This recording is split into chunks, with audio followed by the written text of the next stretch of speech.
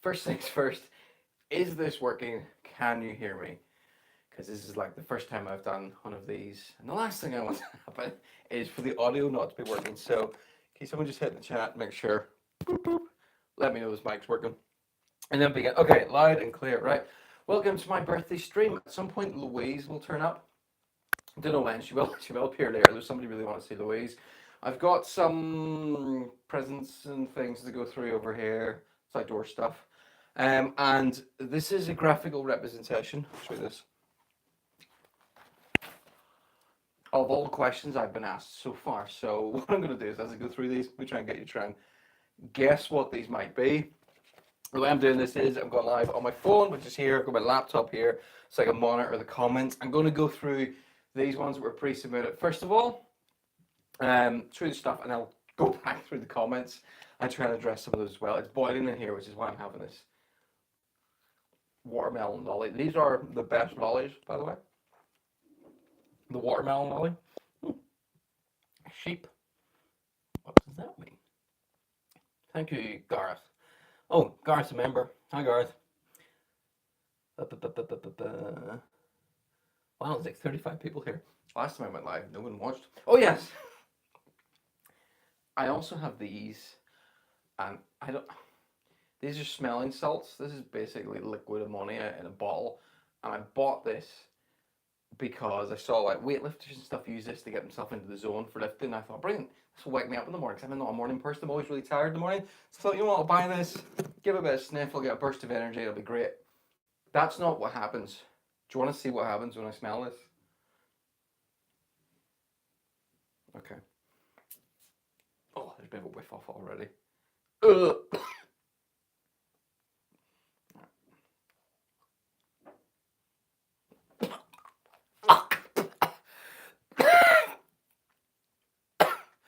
Woo! That smells like someone has crawled up the inside of my nose, set fire to it, and is currently toasting marshmallows and scraping the inside of my nostrils with the end of the toasting forks. That is horrendous. Oh, I feel awake, but still tired, so it hasn't quite had the desired effect.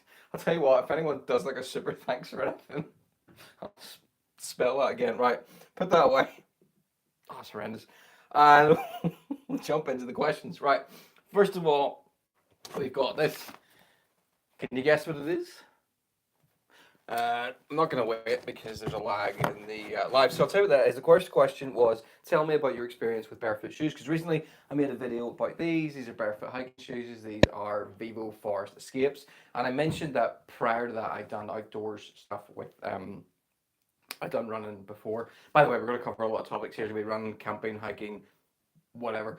And I've been running in barefoot shoes, but 6 or 7 years ago, I bought pair of these. These are Vibram 5 fingers. These kind of started the barefoot craze. Absolutely nothing to them. They've got individual toes.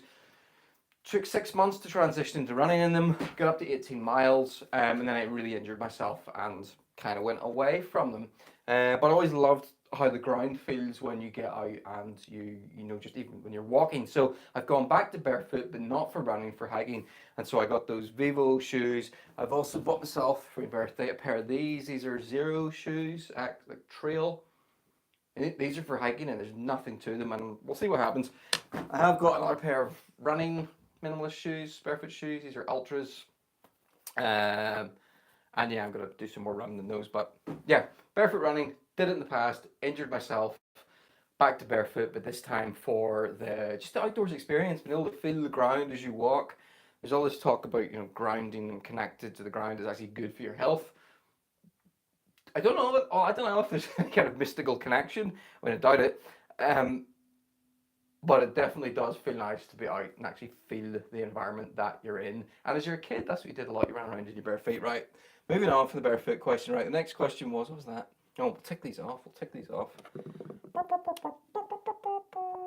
Right, that one was, what YouTube channels do I watch?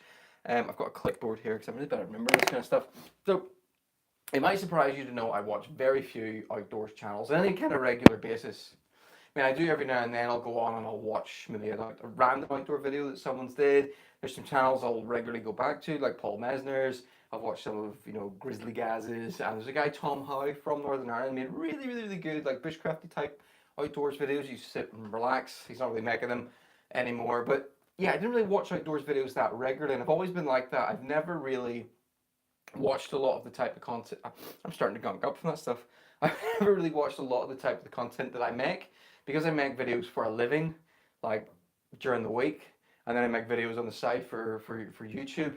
It almost feels like work for me to then go and watch somebody doing something that I do. So the channels I tend to watch tend to be like maker channels, people who make stuff, or so good examples are comedy, like Colin Furze. I'll always watch Colin Furze. He makes these incredible inventions. Ryan George, very entertaining comedian. Like that. Corridor Digital, like I'm quite nerdy about like films and movie making, and they do a lot of like behind the scenes stuff into like stunts and how special effects are done. And that's actually the kind of stuff that got me into filmmaking. It was watching behind the scenes on like DVDs that I had when I was younger, and that was my way into an interest in cameras and filmmaking. And in some ways, that then pushed me into the outdoors, which is interesting. So my outdoors interest almost was created by my interest in making videos. Tom Scott, I like his style. Mark Rober, and then people who do like crazy experiments, like Backyard Scientist or Stuff Made Here, is really good as well. And then also Adam Savage's Test It. When I was younger, I was a massive fan of Mythbusters. Loved it. When in doubt, C4. So he has a channel now where actually he chats about the show and he looks at it. It's nerdy. It's got nothing to do with what I make YouTube content about, but that's the stuff I tend to watch more regularly on YouTube. So moving on, nom nom. What does that mean? Okay, so nom nom. That was what are the best outdoors and camping foods that I've used. I'd say the best would be, I've got a whole drawer here. Summit to Eat, pretty reliable. There's Summit to Eat, and also what's the red one or the yellow one? The yellow one, and then the yellow one. I mean, typically these kinds of meals, once you're paying sort of £7 or £8 plus, they all tend to be pretty decent. They're crazy expensive. Cheaper alternatives are to make them yourself. I made camping food myself on a few occasions, and the easiest way to do it to get it similar to that without having to buy a dehydrator, buy dehydrated potatoes because you just make them with hot water, and then bring along like I don't know, like whatever kind of meat or protein you want to put into it. So you know, halloumi cheese if you're vegetarian or whatever, or like a bit of salami, or you know, meat that doesn't go off, and then you just kind of chop it up, chuck it in, put hot water in it, maybe throw in some vegetables there as well, and that you can make like a pretty good outdoors meal for like £2-3 using those. No, a lot less than those are. Now something else I'm using a lot recently is Huel hot and savory. Huel were originally known for making like sports nutritional drinks or meal replacements, but they now do like hot range, which is like like pastas and rice. And if you bulk buy them, you have to spend about £50-60 at a time, but you get dozens and dozens of meals, and it works out about £4 or £5, no, about £3 a meal. That's pretty good. So yeah, food, camping food, no, very good. What's that? Oh yes, that that is any more plans for bikepacking and paddleboard camps? Yes. Okay, that's that one ticked off. What is that? A tent with a... Oh, stealth camping. So funny. This is mildew. Right. So camping with Steve. Really like camping with Steve. So if you don't know what stealth camping is when you camp somewhere you're really not supposed to camp. Wild camping is when you camp somewhere where you shouldn't, where it's technically not, you don't have permission to be there. Stealth camping is where you camp somewhere you shouldn't, like behind a roadway sign or in the middle of a roundabout, or places that aren't proper campsites. I have actually thought about this. There's some stealth camping camps I've been planning on and off for literally years. There's a friend of mine that we've been discussing one particular place we'd love to go and stealth camp, and we've never done it.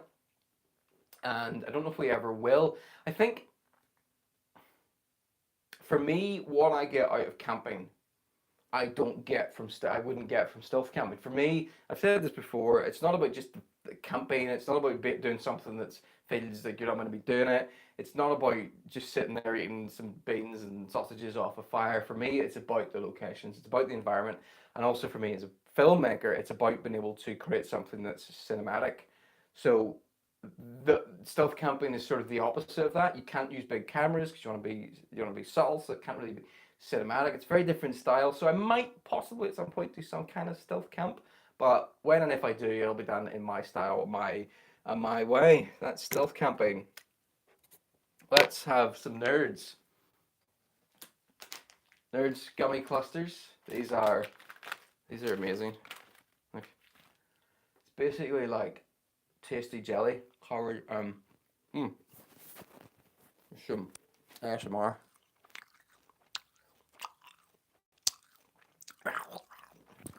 People charge money for that kind of thing. No. Stop camping. Okay, that's done. What is that? Yeah, I promised to answer even the stupid questions. That is who's your favorite Spice Girl? Initially, I was like, I don't know. And then I thought, you know what? Let's go with Ginger Spice. I got a ginger beard, so it's it's as good a reason as any. Okay, next question is this one. This is a big potent gust of wind blowing over a tent. By the way, if you wonder why there's a hole in this pad, it's because I shot a crossbow through it once. Yeah, potent gust of wind blowing over a tent. So this question was, what's the worst conditions I've ever camped in? Now, I am not someone who. Ooh, what questions? Oh, there we go. I'm not someone who is hugely into the storm camping. I almost never watch videos where people go storm camping because I know what's going to happen. It's just, I nearly died at 90 miles an hour, tent destroyed.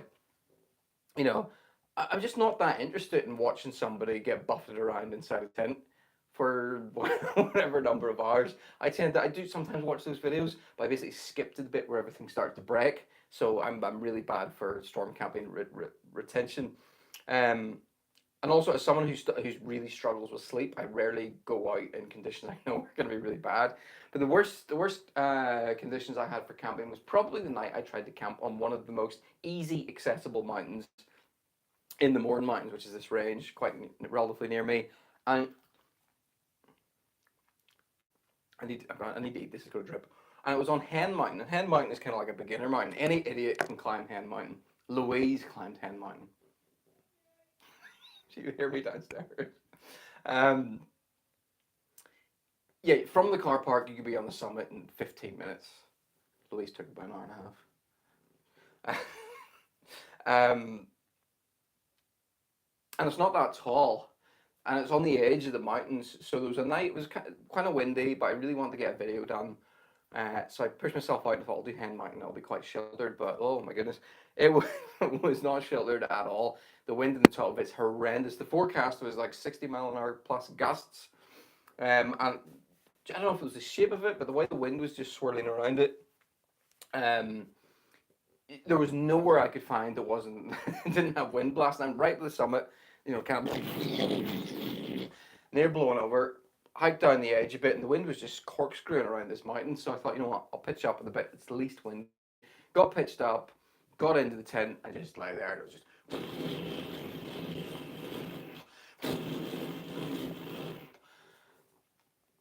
I really don't like loud background noise in general.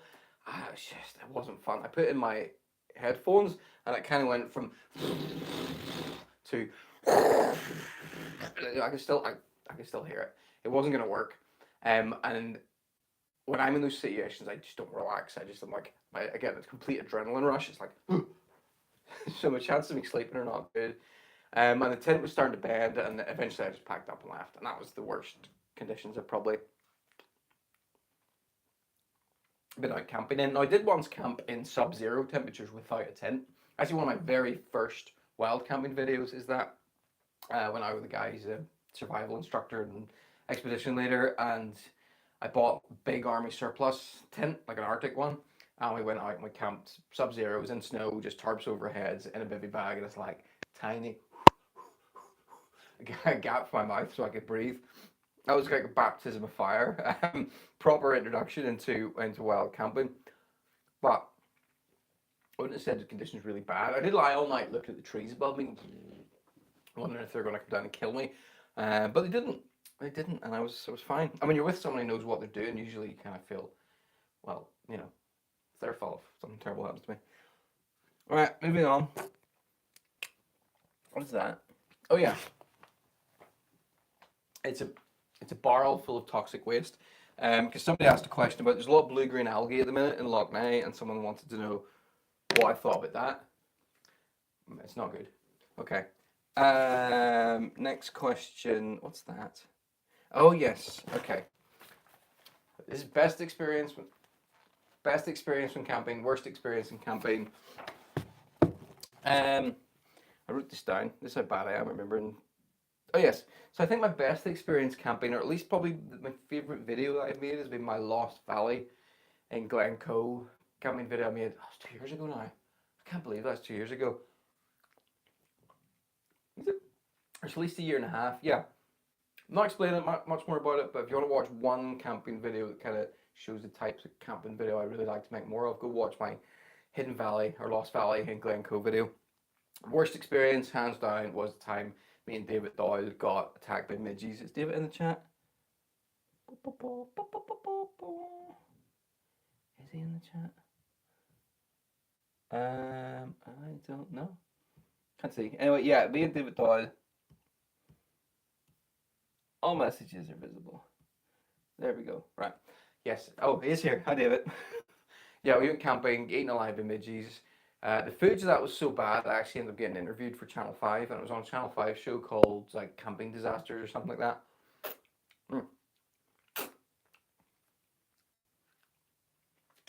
I need to finish this. Getting the brain freeze. Next question. What's that? Oh yes, that's Louise. She may appear there. I'm trying to see my drawing of Louise. I'm whispering in case she hears me.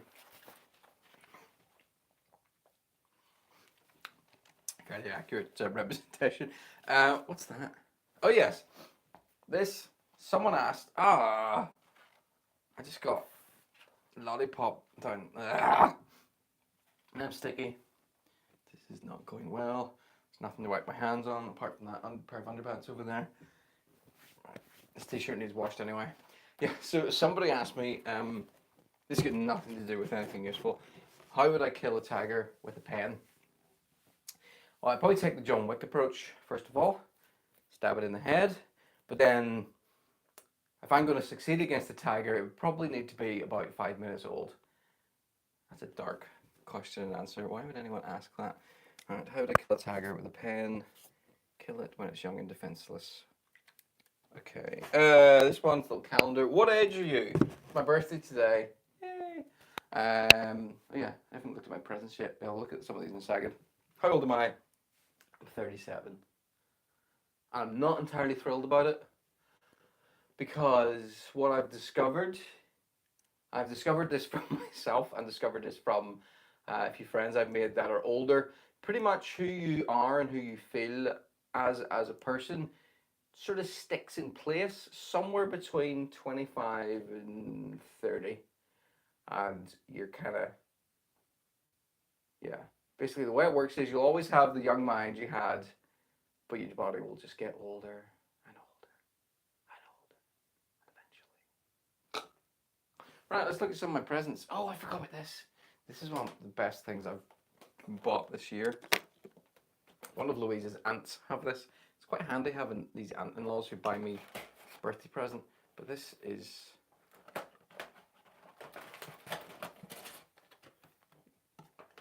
It's a little cheese board. Look. It's a selection of cheeses. Cheese! Sound like Jeremy Clarkson there. Which I had thought I was going to eat during this, but now I've realised I've got nowhere. I'll have a little bit. I'll have a bit of cheese.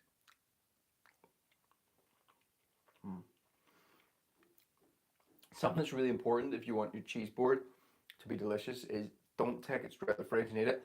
Let it come up to room temperature. Cheese isn't cheap. I don't know. Maybe a lot of people don't know this. You shouldn't eat cheese at fridge temperature. It needs to be room temperature for the flavours and so on to develop. We'll put that on the floor, otherwise I'm just might make one of those strawberries.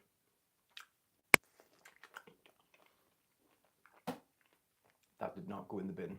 Alright, put the cheese board away. What else have I got here? Yeah, I'll show you a few of these things. I got a book with the NC 500, North Coast 500, because I haven't gone any further north in Scotland than, where are we? Inverness. Yeah, it's the furthest north I've gone in Scotland. I don't know if you can see that high, but I haven't gone any further north than Skye. And the NC 500 is sort of the bit of Scotland above that. There you go. At some point, I want to go up there. I know Paul Mesner is currently planning. Paul and Joe, I don't know if they're watching. If they are, enjoy your trip when you go, Paul and Joe. They're heading that way soon. So yeah, future videos might end up there, which is relevant for a future question. Louise bought me this. This is for my van, and I think she bought it for me because she's kind of disgusted with my current methods of hygiene in the van. This is a rechargeable power shower. Power shower. It's got a, I'll not take it to bits. I'll take bits. I'll show you some of it. Alright, so it fits in this little tiny bag. There's a rechargeable battery. And then it comes with these multiple heads. You got like a standard shower head. There's also like a jet wash head in there. You can use it to wash bikes and stuff as well. And the way it works is there's, well, I'll not take it out. There's a pipe in it. Assemble it all together, charge up the battery, put the pipe in a bucket of water, and you know, hopefully warmish water, boil some water up, warm it up, and then you can give yourself a shower. The way I'm going to do this in the van is open up the two back doors, and then I've got magnets, and I can magnetize like a bit of a ground sheet around the back for privacy, and then I can shower in the back of the van. And I've also got this. This is a folding bucket. This thing's quite big. Look at this. So I can put my shower. What? Can I get in there? I might actually fit in here.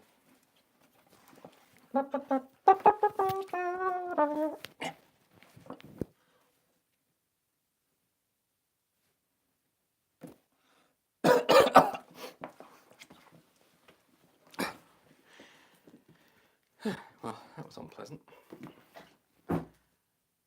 Oh yes. I also got sent this. This is a solar charger. I get asked a load of questions about solar panels and using them for camping, and I've never used them. Here's why I've never used them. Because my feeling is that by the time you get a solar panel that's big enough and strong enough to actually charge any of my kit, it's going to be quite bulky and heavy. And it's true. This is probably, I haven't tested it yet by the way, it's probably the minimum size of solar panel that you'd want to get if you're like me here charging cameras and other gadgets as well.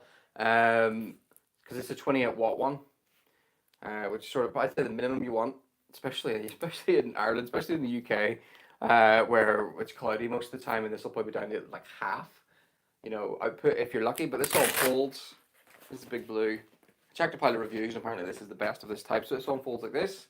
You can hook up these eyelets in the back of your backpack. And you can hike along while charging. You know, maybe put your phone in here, connect it up. Or I think the best way to use these is connected to a power bank. So wherever you're camping, chuck it on the ground, prop it up towards the sun, connect up a power bank, leave it to charge, and then you can use that power bank to charge your kit later. So I will be using this if I do maybe like future bikepacking trips, because the bikepacking trip I did to Scotland, I brought the biggest power bank I had, which is about 20,000 milliamps, and I drained it almost a day early. I just had enough power left to finish shooting that trip, and something like that would allow me to extend that out. But it does come at a weight cost. It's like, feels like at least 500 grams. What time is it?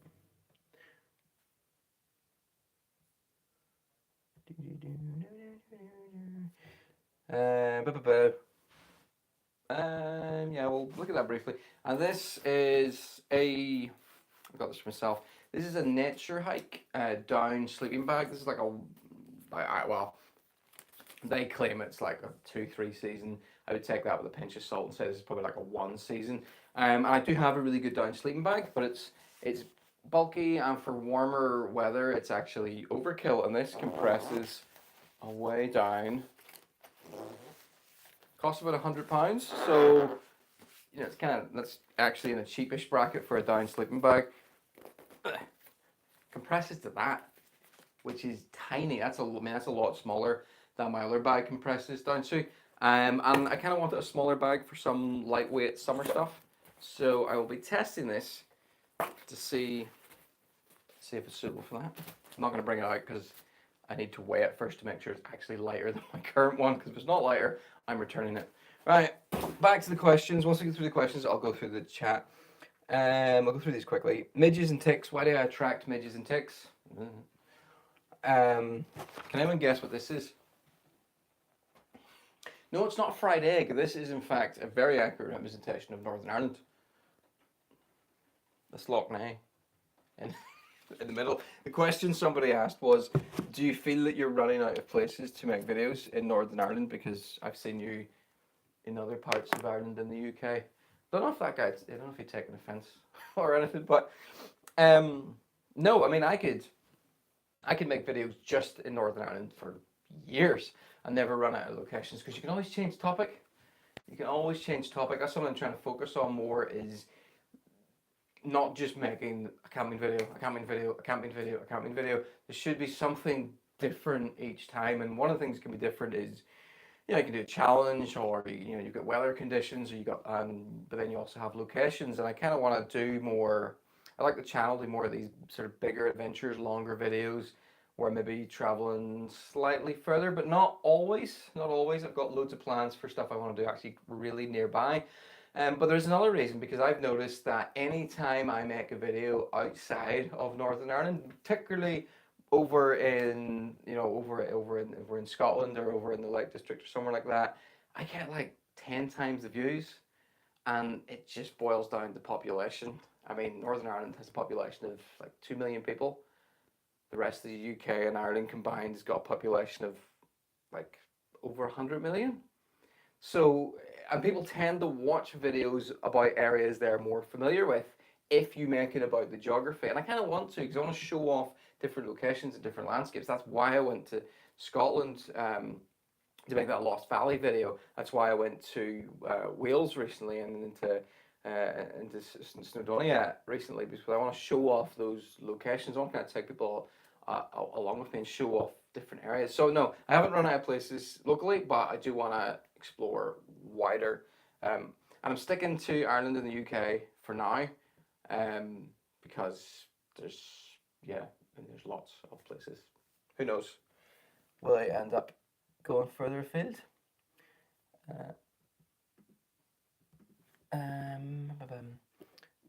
Let's see. Oh yes, right. We're nearly done with these preset questions. This here, that's a wheelchair. Someone asked the question: have you ever thought about making videos about wheelchair users or people who would struggle to get out into the outdoors or up in the mountains? And yeah, I have actually thought about this quite a bit. I've been thinking about it for a couple of years, because it has always struck me. It's like, I'd love to get somebody up here who couldn't normally get up here.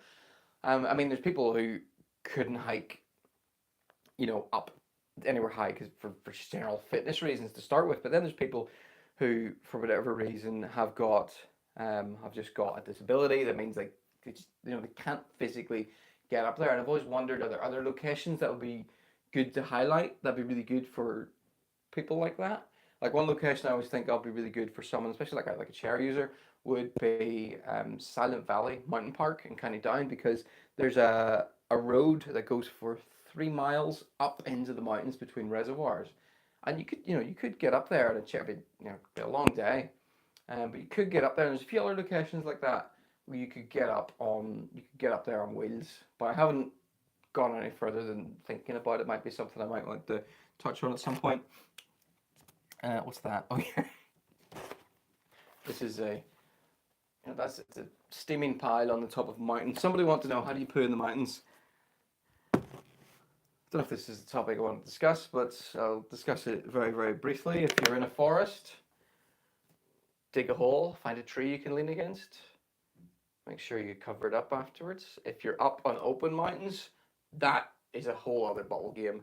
I've had to do this on very few occasions, where once I was caught in complete open mountain. It's like, oh no. I was desperate times. It was not going back where it came from. It was on its way.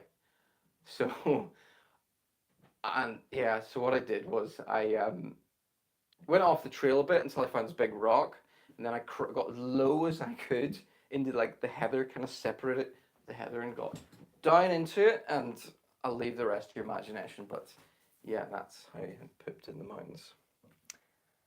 What's that? Oh yes, I want to know what is the airspeed of a laden swallow. Well, it depends whether it's African or European, doesn't it? Last question on this. What's this? As someone asked, have you ever considered combining running and camping? Yes. I have in the past, and I have plans to in the future. Right, I'm going to go back, look at some of these comments over here. Bear with. Well, there's a lot of questions. A lot of comments. Happy birthday, happy birthday, happy birthday. Yo, yo, yo. Let the fun begin. How's the wind? Paul Mesner. Hi, Paul. Still using your wife's slippers? I do actually quite often use Louise's slippers. Maybe Louise should come in at this point. You there? You coming in? Oh, 2 minutes. She's taking this very seriously. Must be putting her face on. Yes, I still use Louise's slippers to wander around the house occasionally. Colin Furs' underground bunker is class. Yes, it's absolutely amazing. Is that birthday cake behind you? Oh, that was my box of cheese. I hate cake. I absolutely hate cake. Like Louise recently, when I was in the town on the day before my birthday, Louise was like, "Do you want to go to that new bakery it opened?" No, I don't like cake. Cake is like a waste of calories. Where are the 15s? Yeah, I should have had some 15s.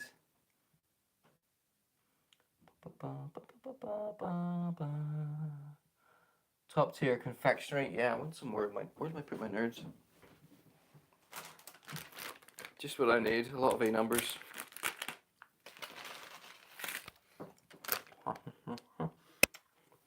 Sleeve muck was pretty bad. Yeah. Okay.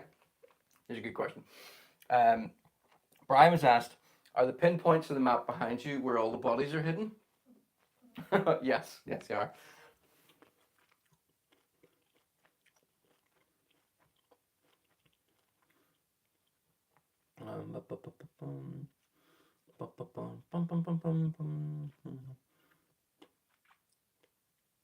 All of your t-shirts constantly need washed. It's super annoying.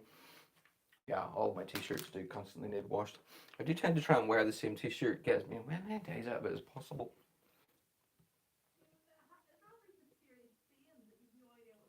What? Louise is yelling at me for my dirty t-shirts. Solar is a builder. It needed 200 watts. I was going to say I need to bring a 200 watt solar panel out and about. Which is most ridiculous, a man streaming himself putting a folding bucket in his head, or me sat watching him giggling at it? I've just realised my plan to go through these questions and then look through all these was really good for top tier internet entertainment. Man looks at questions. What about Snugpack as a sleeping bag? So that's a good question. I actually bought my first really lightweight sleeping bag was a Snugpack bag, and there's one of the summer ones. The thing was it was synthetic, and it was close to a kilo, very heavy. That was my problem with my Snugpack bag. I actually sold it in the end. It was a very heavy bag. It was about. I say it wasn't that heavy. The very first sleeping bag I bought for wild camping was the Army Surplus one, and it was 3 kilos. So my Snugpack one was only 1 kilo, but why carry 1 kilo when you can carry 600 grams? But yeah, Snugpack, and the Snugpack one's actually more expensive. That was £100. I think the Snugpack one I had was about 120, and that was like for summer. Summer weight. Dave and Emma outdoors. Dave is out camping with his daughter, somewhere in the mornings, and he wants to fly the drone, but he's watching this stream, and he needs his phone to fly the drone. Come on, Dave, you'll be up there again. You know what it looks like. Oh yeah, it's only last week I learned it's the biggest lock in the UK. Yeah, Loch Ness. Biggest lock, at least landlocked lock in the UK. Look here, look. Right, look and weep at this giant watery mass that we have. Do you see anything bigger anywhere else? No? No, you don't. Have you tried the axe boil yet? No. Someone's claiming my ability to count the population of the UK and Ireland is a little bit off. 100 million, he says it's like 67 million. That's practically 100 million. If you round up, the way I round up. Do Jersey or some of the other islands around the UK? Well, I did Scottish islands. So I did Islay and Jura. They're islands. Okay, here's a good one. If you could only choose one subject matter to vlog, fells, tech, or wild camping, which would you choose? What does he mean by fells? Does he mean fell running? Or does he mean hiking? Okay, so if I can only choose one topic, I wouldn't choose tech. The reason I wouldn't choose tech is because I've been there. I've tried that for 2 years. I really concentrated on tech, and I was really getting somewhere with it. It was growing. The channel was like on a really good trajectory with tech. But there's lots of things with tech I don't like. You get trapped in this constant cycle of trying to make videos every time something new comes out. You're ultimately just trying to get people to spend money on something that we don't need. And I just didn't enjoy it. There's a lot more money to be made making videos in tech than there is in any other topic.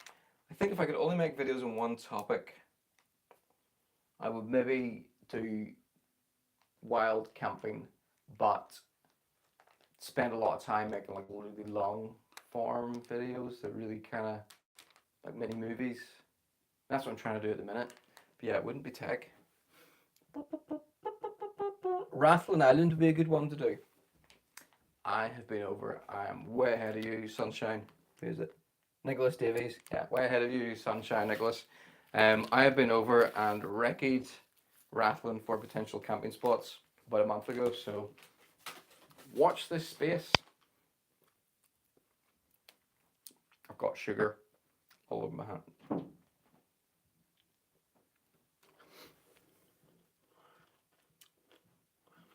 Let's talk outdoors and you're indoors. Listen, if I was outdoors, you wouldn't be able to hear a word I'm saying. It's a fair point, though. I have always wanted to do YouTube live outdoors, but the problem is it's really, really difficult to find somewhere that has signal that's good enough to actually live stream from, that at the same time is also sheltered enough that you could reliably sit there for an hour.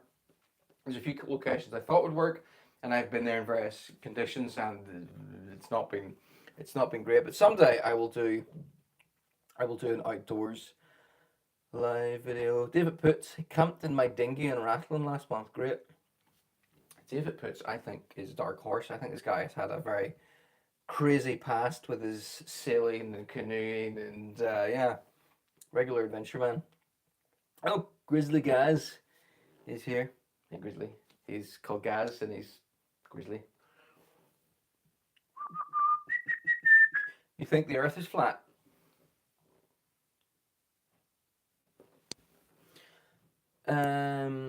Favorite tent at the moment? My favorite tent at the moment is actually. Oh, hello. I just started coughing as soon as I want to come in. Wait, they've been calling for you. I know. We see if the number of viewers go up. It's currently at 49. It's okay, guys. You can relax. I'm here. If those numbers go up, just because you've turned up, I hope the views drop. That'd be really funny. You're right, down there. Are you shooting this? What? No, because it's kind of. Okay. Are you actually in frame? Oh yeah, you're just about in frame. Or do I have to move? What? No, stay there's fine. No, go further back. If you go too close to you just look like you're quite small. You look like you're quite small with a massive head. I'll come over this way a bit. It smells weird in here. Yeah, that's me. And possibly the cheese. And do you want to smell the ammonia? I forgot about this. Well, it keeps saying, do you want to smell some ammonia? I have no idea why. Why have you got it? Oh! Why have you got it? Man, it's physically painful to smell it. copy the X glue from the past. Yeah, it does, doesn't it? People smell this to help their like gym performance. I feel like you'd smell it and just pass away. Oh, no, oh, it's getting worse. Yeah, it's quite potent. No, but Coming in waves. we can't open the windows because this. Mhm. Louise bought me this because I sometimes like to bring eggs when I'm camping. He recently has been fixated on eggs every day. It's like, I ate 4 eggs today. He just constantly boiling eggs. What I've discovered, I get egg. hungry really, really quickly. So I discovered if I just have 3 eggs for breakfast, someone's going to come on and tell me that's a terrible idea nutritionally. But if I eat 3 eggs for breakfast, I don't get hungry until quite late in the day. If anybody is familiar with the scene from Beauty and the Beast with Gaston, and he goes, "When I was a lad, I ate 4 dozen eggs every morning to help me get large. And now that I'm grown, I eat 5 dozen eggs, so I'm roughly the size of a barge." So I was calling him Gaston for a while. So now I've given him this box for to transport eggs in while out and about. Yeah, like it's amazing because eggs don't come in anything that you could transport. It's got a handle, and there must be a reason why they've made this product. Walking along They with wouldn't me. be selling it in the camping section if it wasn't good. Yeah. I got it in the range. Yeah. It's also less padded than a proper egg box, but I thought it might have some kind of suction cups. no, it's just molded plastic. There must be a reason it's good. They wouldn't sell me No. something for But no reason. what the world needs is more sort of cheap plastic products. I just thought it must be something No, better than an actual egg box. Yeah, I'm really grateful. It's more robust. Like if you had a paper, the box they come in, you could just stand on it and it go. I don't think this would. That's better. Yeah, just don't stand on it. Do you not see the we had an egg box and a paddle board I recently, and once it was married to a man who stood on a piece Oh, of were you? sand where some barbecue had been. Who's And I would that? have said, just don't stand on it. There you Don't go. touch that. Yeah, I roasted the skin off the bottom of my foot about 3 weeks ago. Not a good day. But refused to go home because he really wanted to go paddle in the sea. So we just drove somewhere, bought some ice, poured some ice into a rucksack, and he sat with his leg in a rucksack. No, there was water in there as well. Have you used a kettle? I'm trying to answer these questions. Favorite tent? I haven't answered favorite tent yet. My favorite tent at the minute is the laser It's a comp. tent with me. Any tent that I'm in. Favorite tent is one man, one person tent. So not with me. The Laser Compact 1, it weighs 1 kilo, and it's the tent I used on Island Jura when I was bikepacking. And I think it's my favourite at the minute because I've used it a lot. It's really light. Yeah, that's why I like it. What I don't like about it is it's incredibly cramped on the inside, and if you're I'm 5'11", and if I was any taller, I would not fit in it. My feet stick out the bottom. But I think it's only my favourite because I've used it more. I like all of my tents. I think of them fondly. Yeah, from the Ridge Raider to... But you know what, I think the tent is very personal. Just buy a tent, like you'll be happy with it. People obsess too much about what tent to buy. Is Super Chat not a thing on YouTube anymore? What's Super Chat? I think Super Chat. Super Chat? Super Chat, no. Super Chat is where they can, like, I don't know, send tips or something. I don't know. Maybe it's the first time I've done a chat. Anyway. Have you used a Kelly Kettle? No. Oh, I have not what's a used a Kelly Kelly Kettle? Kettle. Kelly Kettle, they're made in Ireland. It's basically a big steel kettle with a hole up the middle, and you light a fire inside it, and it was a really fast boil. That seems very dangerous. No, it's been used for years successfully. Can I have that wee chocolate? Holy chocolate. Wee chocolate that came with your cheese box? No. Come on. You can have half of it. No, I haven't used the Kelly Kettle. No, I'll give you the bigger half. That makes mathematically no sense. I'll bit a bit off it. I haven't used a Kelly Kettle. I have thought about it. The reason I haven't, I guess, is because I don't really need one. It doesn't fit into my gear. And they are quite heavy. Even the lightest one is, I think, close to a kilo. Super Chat. I have no idea. Hang on, I thought there was possibly Super Chat in this. Apparently not. Well, there's somebody selling eggs. Who's selling eggs? In our white camper. Is he? It says, get your eggs at the side of the road. Oh, yeah. Yeah, I do often buy eggs at the side of the road. And then I tried to buy my eggs at the side of the road one time out of the goodness of my heart and told me they weren't very good eggs. Hey, here's somebody here did a camp in a first wild camp in a tent they bought for 30 quid in Tesco. And you know what? As much as I hate the fact that a lot of those £30 tents that you buy from Tesco get abandoned in the mornings, if you Stop abandoning tents in the morns! Thanks. If you pick the conditions, a tent that costs you 20 quid will be perfectly fine to wild camp in. It's once you want to get out on the exposed areas and the tent might have to deal with like a lot of snow or severe wind, things like that. We're always dealing with severe wind.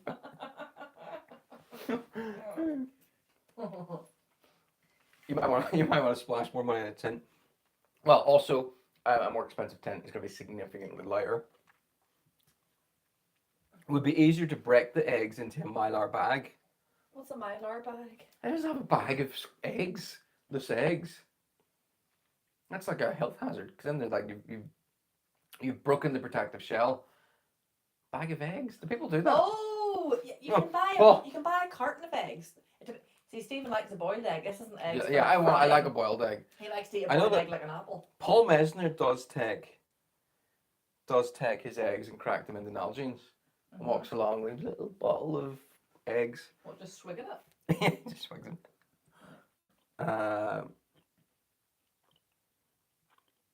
You should stand on it. Did it mean? Test it. Yeah.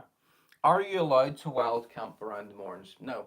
You're not allowed to wild camp anywhere, technically, in Northern Ireland or Ireland. But doesn't mean you can't do it.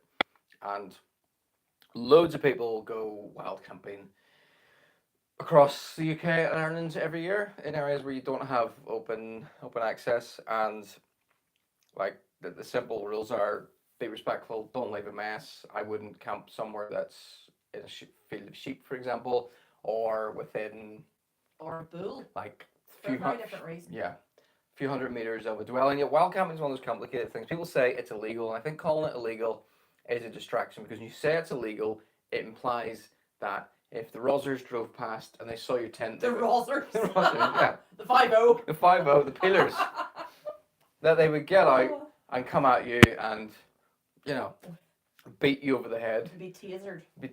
Yeah, and throw you off the land. It's not the case at all. Get off my land. I have a friend in the place, and I've kind of asked him about that, and he's like, no, HP no, guy. you can't say who it is. No, but we don't. That's just what you call him. Yeah, I don't think anyone knows who that is. That's not his handle or anything on. No, it's not. No. Hello, HP guy. Anyway, moving on. I couldn't care less, basically. So, where wild camping becomes an issue is if you camp up somewhere and the landowner tells you to move and you don't. Yeah, that's the point at where it gets into like sort of serious legal territory. And the way it is at the minute, you can sort of camp somewhere, and if someone tells you to leave, get up, leave, apologize if you're so inclined, don't complain. Yeah, but technically you don't have a right to do it.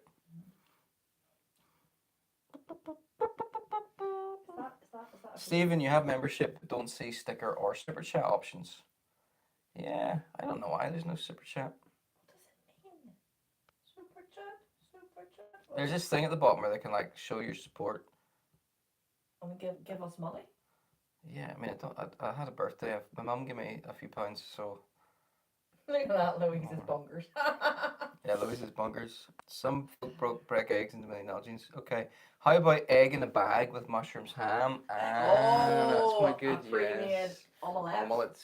Egg in a bag, egg in a bag. You know what happened with Stephen is he would forget Sit on it about or egg in a something. bag. Then approximately 2 weeks later would discover it in a stench. Things like that have happened. I have. Yeah. Louise should be in more videos. I'm going to address the question. Put your questions in. I've run out of pre-submitted questions, so as soon as it starts to fade off, I'm going to be out of here in 10 minutes, unless there's some questions. Yeah, the reason Louise does not appear in more videos, there's a few reasons. For legal reasons. Legal reasons. And in witness protection. Yeah. We've seen Line of Duty. It's kind of... Louise is a type. I actually would be. You would be. I would be. Louise would be such a type. She loves the truth. Truth Louise is important. Louise has told me that if I committed a crime, she would rat me out. Yeah, we watched in that. seconds. You know the program, The True Life Story of the Man Oh, who the canoe. faked his own death in the canoe, hid for 7 years in a wardrobe. I was like, listen, if you ever try something like that, I'd be down the police station straight away saying, there he is there. So, truth. I love the truth. Yeah, cannot be keeping secrets. Tight. Anyway, that's not really the reason I'm not in videos. No, the reason Louise isn't in the videos is Louise works. I work. I have a job. Yeah. Louise works Monday to Friday, 9 to 5. She's gone from 8 a.m. to 6 p.m. most days. Yeah. Saving lives, supporting people. Works for Action Cancer. Action Cancer. Actually, a job that actually helps people. And yeah. And then I would be happy to do with things on Saturday, in videos on Saturday. And he's like, no, we can't go anywhere because it'll all be too busy. He doesn't want to go anywhere that's too busy, so Saturdays don't Well, work. part of the problem is, if you're going to make a video together, you're mostly only free on Saturdays. Mm-hmm. I don't really like making videos on Saturdays because places tend to be really busy and it's not really conducive to making. One, I find it distracting, and two, I don't really want to be kind of interrupting other people's enjoyment too much of the area, and three, kind of self-conscious when it comes to too many people being around. But then also, if I'm making a video, we're not actually really properly spending quality time together because you're kind of distracted by the camera. Louise is always just playing up for the camera. So yeah. So when we do have time, and yeah, it's tricky. The other thing is Louise does not like hiking. No. Doesn't like going uphill. This is like a real serious strain on our marriage. That for quite some time, not quite 1,000 miles or 500 even. Yeah. But as soon as there's an incline, very angry I get. Yeah, I found this out earlier on in our relationship when I took her for a hike to the forest, and on the way back up, she got so angry, like going up this hill, she started kicking a bench and then sat down on it and refused to move. Can't be doing the hills. No. Yeah. We're just going to be doing some walking in Wales next week. But coastal walking, mostly flat. I'll bring food. We'll take our time. Yeah, eventually. Bring food. He has to, it's like Hansel and Gretel, he has to leave a trail for me of little like chocolates and things to get me to keep going. But you like geocaching. That got you walking. Could geocache? Yeah, she loves geocaching. Ah. If there's geocaches, Louise will walk for miles. Mm. It's like because you love the Candy Crush. Mm-hmm. And the Peggle and all these games. Yeah, Louise is a real gamer. I'm not a gamer. That's a wild exaggeration. I play Candy Crush does not make me a gamer. I got the gamer. Oh yes, it was Glenarth. Yes, I brought Louise down to the waterfall at Glenarth. Beautiful, and then she realised she had to climb all the way back. Stupid hill. Why can't they make more places without hills? There's no super chat, just a sheep emoji. Well, I'll figure out why there's no super chat for next time. But I'm not here to fleece you all for money. Fleece, yeah, and yeah, that was quite clever. Just thinking of leaving a trail of M&Ms. Have you got pets? Yeah. We'll keep this simple. Well, we don't technically have a pet, but our neighbour's cat quite likes us, and I don't like cats. But Louise hates cats. But I like this one. Louise hates cats. Or historically, No. I was scared of cats, of their claws. Yeah. Yeah, but basically, we'll go with this version. Last summer. More summers were going than that. Well, anyway, it started really in the summer. It was really warm, 2021. and we started keeping windows open, and the cat just started coming into the house. Mm-hmm. And I don't like being mean to cats. It wouldn't be bad to them. No, it wasn't bad to you. And at the time, we also thought it might have been stray. We didn't really know if it belonged to anybody. Yeah. So I kind of gave it like a little bit of food. Thinking this is maybe a stray cat. But it turns out it's just a really friendly cat that likes our house. But also we have a covered area out the back with outdoor furniture, which the cat sleeps in. Well, not all the time, but quite a lot. During the day, yeah. So our furniture is now covered in cat hair, which is annoying. But we kind of like the cat. I like the cat. It's kind of fun. Yeah. So we sort of it belongs to the neighbours. So we kind of they have a dog. I think the cat's scared of the dog, but anyway, it's not our cat, but it does visit. And it's sort of it's definitely not our cat. But one time, accidentally, it stayed overnight because we didn't realise, and it was locked in the living room. Oh, that was a disaster. That was Easter 2022. It snuck into our house and slept, and we woke up in the morning, and it was frantically trying to escape, and it pooed behind the TV. So yeah, not our cat. We do not own a cat. We call it Cat the Friend. Cat the Friend, yes. Or CTF for short. CTF. Chris Lynn. Hi, Chris. Hi, Chris. We've run out of questions. Nobody's interested. Definitely take the cat camping. It's not. I know. You joked about bringing it in. Here, I have a funny story actually about that. We're not bringing the cat camping. It's not our cat. Right. I feel like the people don't really love it and care about it. We have no idea. We have no idea. We It's never see it in the mostly house. it's Anyway, never, yeah. I was trying to leave the house one day. Go to the hospital. You're doing something important at the hospital. You were taking somebody to the hospital or visiting somebody at the hospital. It was hospital related. Was it? Your dad, I think your dad was going in and you were taking pajamas or something. It was important. I was in hospital. I don't know. Yeah. Maybe getting a camera somewhere weird. Anyway, so I was leaving the house, driving in the van, halfway through the estate, and I thought I heard. So I kept driving, and then there. The cat had snuck into the van and had gone to sleep on my bed in the back of we've got like the camper van conversion, and then it found itself inside the van window. It's going frantic, absolutely frantic. So I had to turn around and drive back home and release the cat. Hasn't come near the van since. Was moved just as well. Favorite stove or pre-prepped fresh? Favorite stove? Right, I don't have a favorite stove. If I It's such a niche thing to have. favorite stove. I don't That's have like a me. favourite I'm stove. not able to commit to like one thing long term. Excuse me. Apart from you. I've been married for 12 years. Well, you're like the only thing. Thank you. Yeah, I'm not very good at it. It seems my job keeps changing as well. I like to try something. I am amused by novelty. I'm trying to not. I'm kind of cut down on that. But one stove. I think my most reliable stove. Stove? Stove Oh no. is. What's wrong? Bear with. I got my camping stuff in my drawers over there. This is probably the stove I use the most. This is the Jetboil Stash, and I use this the most because I got sent it for free by Jetboil, and I've been fine with it and haven't really done anything else. But you know, the gas goes on there. You got the burner. It's contained. It's not the best in exposed wind, but if there's a lot of wind, I just will use it inside the tent. The stove that kind of excited me the most in the last few years, and I can't wait to get using it again, is this. This, Oh, yeah. yeah. I can't really demonstrate it here. This is the lo-fi stove. This was my most popular video of last year, I think. Let me just take this stuff out. So this tiny stove is a sort of like a wood gas stove, tiny burn chamber. Looks just like a little box stove, but the secret is this. Yes, that is a fan. This has an electric fan built. This was like a prototype, so the final production models are going to be a lot better than this. So we can get this back together again. And then he broke it. I think laceration is going to occur. It's back together, yeah. This stove, you plug a power bank into it, and that spins the fan, and like a power bank will run this for days, and then you can burn twigs and stuff on it, and it's the perfect size to set like a little titanium mug on the top of it. Absolutely. Totally. I've cooked food on sheep dung with this, which worked quite well. So yeah, lo-fi stove. They're expensive. They're, I don't know, they're over £100, I think.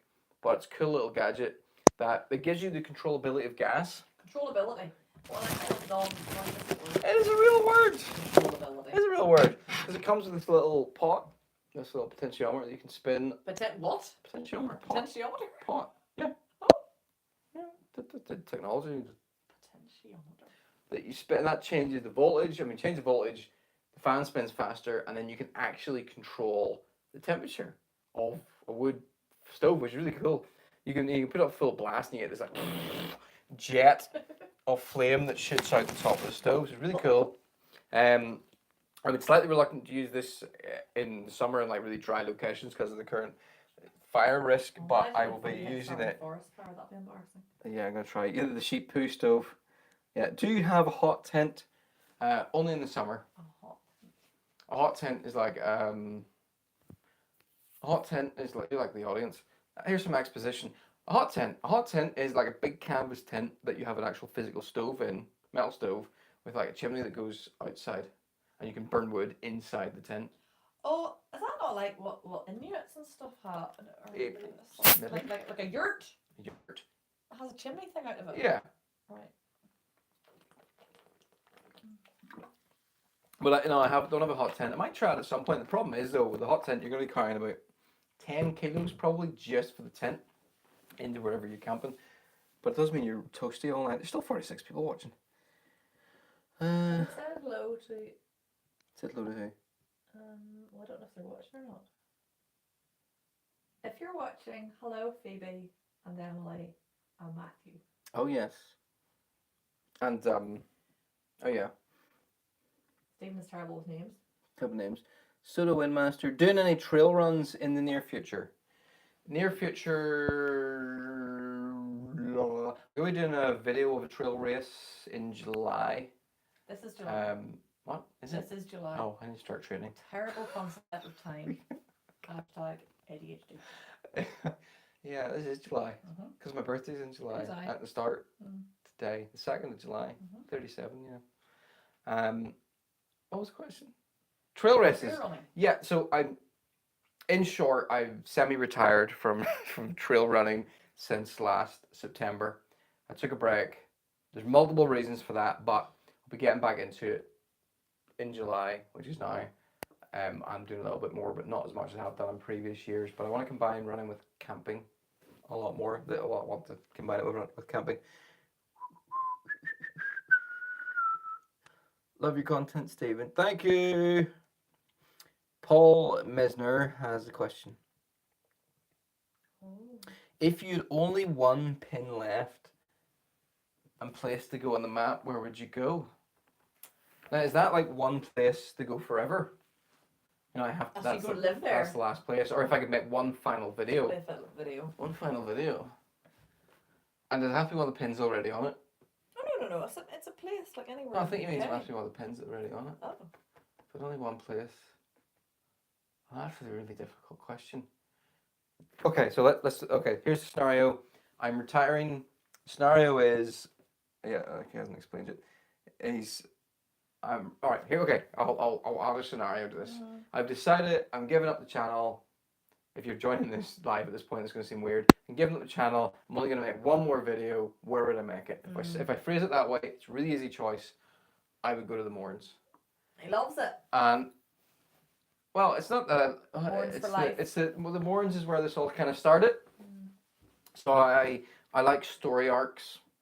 So for me, the storyteller side of me thinks the best thing to do would be go back to kind of where it started and finish there. So yeah, if I was only going to make one video to finish the channel, I think I would go back and I would do a camp in the Mourns.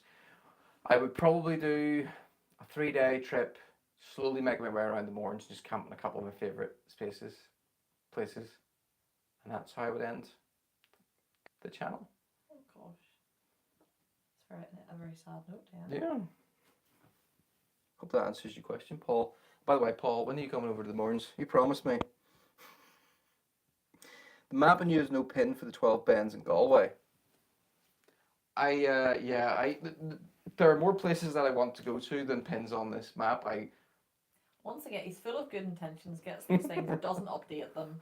Yeah, I bought this, really excited. It was going to add loads of pins, added some, and then sort of, I got it out of my system. Moved on. So I moved on, but I like having it up there because it's a constant reminder to me of how small Northern Ireland is and how much more there is to explore elsewhere. I mean, Ireland, there's loads to explore in Ireland itself. Ireland, like the landmass of Ireland it's bigger or about the same size as Scotland. It's like we're doing the weather forecast. Cloudy here, with and then some high pressure. A hint of snow. Bringing in gusts. Potent gusts. Particularly potent gusts. What's the strange mark top left in the map? Looks like some kind of ASCII art. Where's left? This? Are they looking at reverse? Oh, maybe that's, yeah. Where is it? I'm trying to see what they'd be seeing. Or is it that? That's a small version of the UK.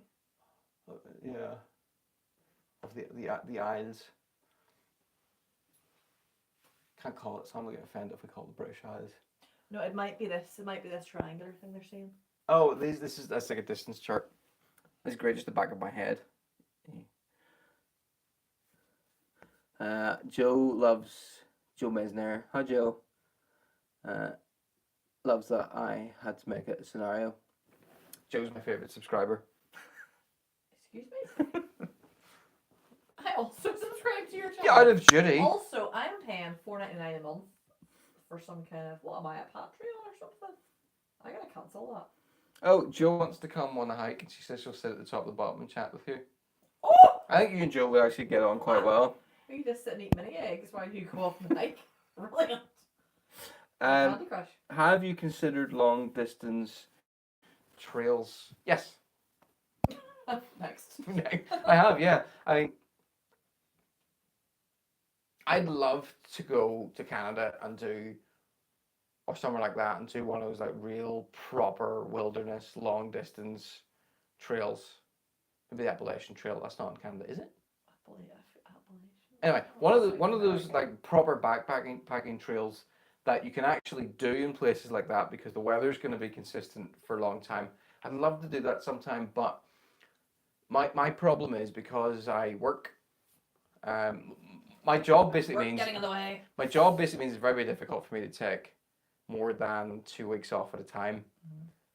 Plus, I feel kind of bad disappearing for a month and leaving you at home. I see when he's away. Oh. It's not. Oh. I don't. Louise isn't very good left to her own devices. I don't eat very healthily, and I don't go to bed. Stay at like 3 o'clock in the morning. Because there's nobody to tell me what to do, so it's not for a month. It wouldn't be good. No. I come back and find that you're just permanently living on the sofa. Come to Northern Virginia. Yeah, I would like to go back to the States sometime. Once it's calmed down.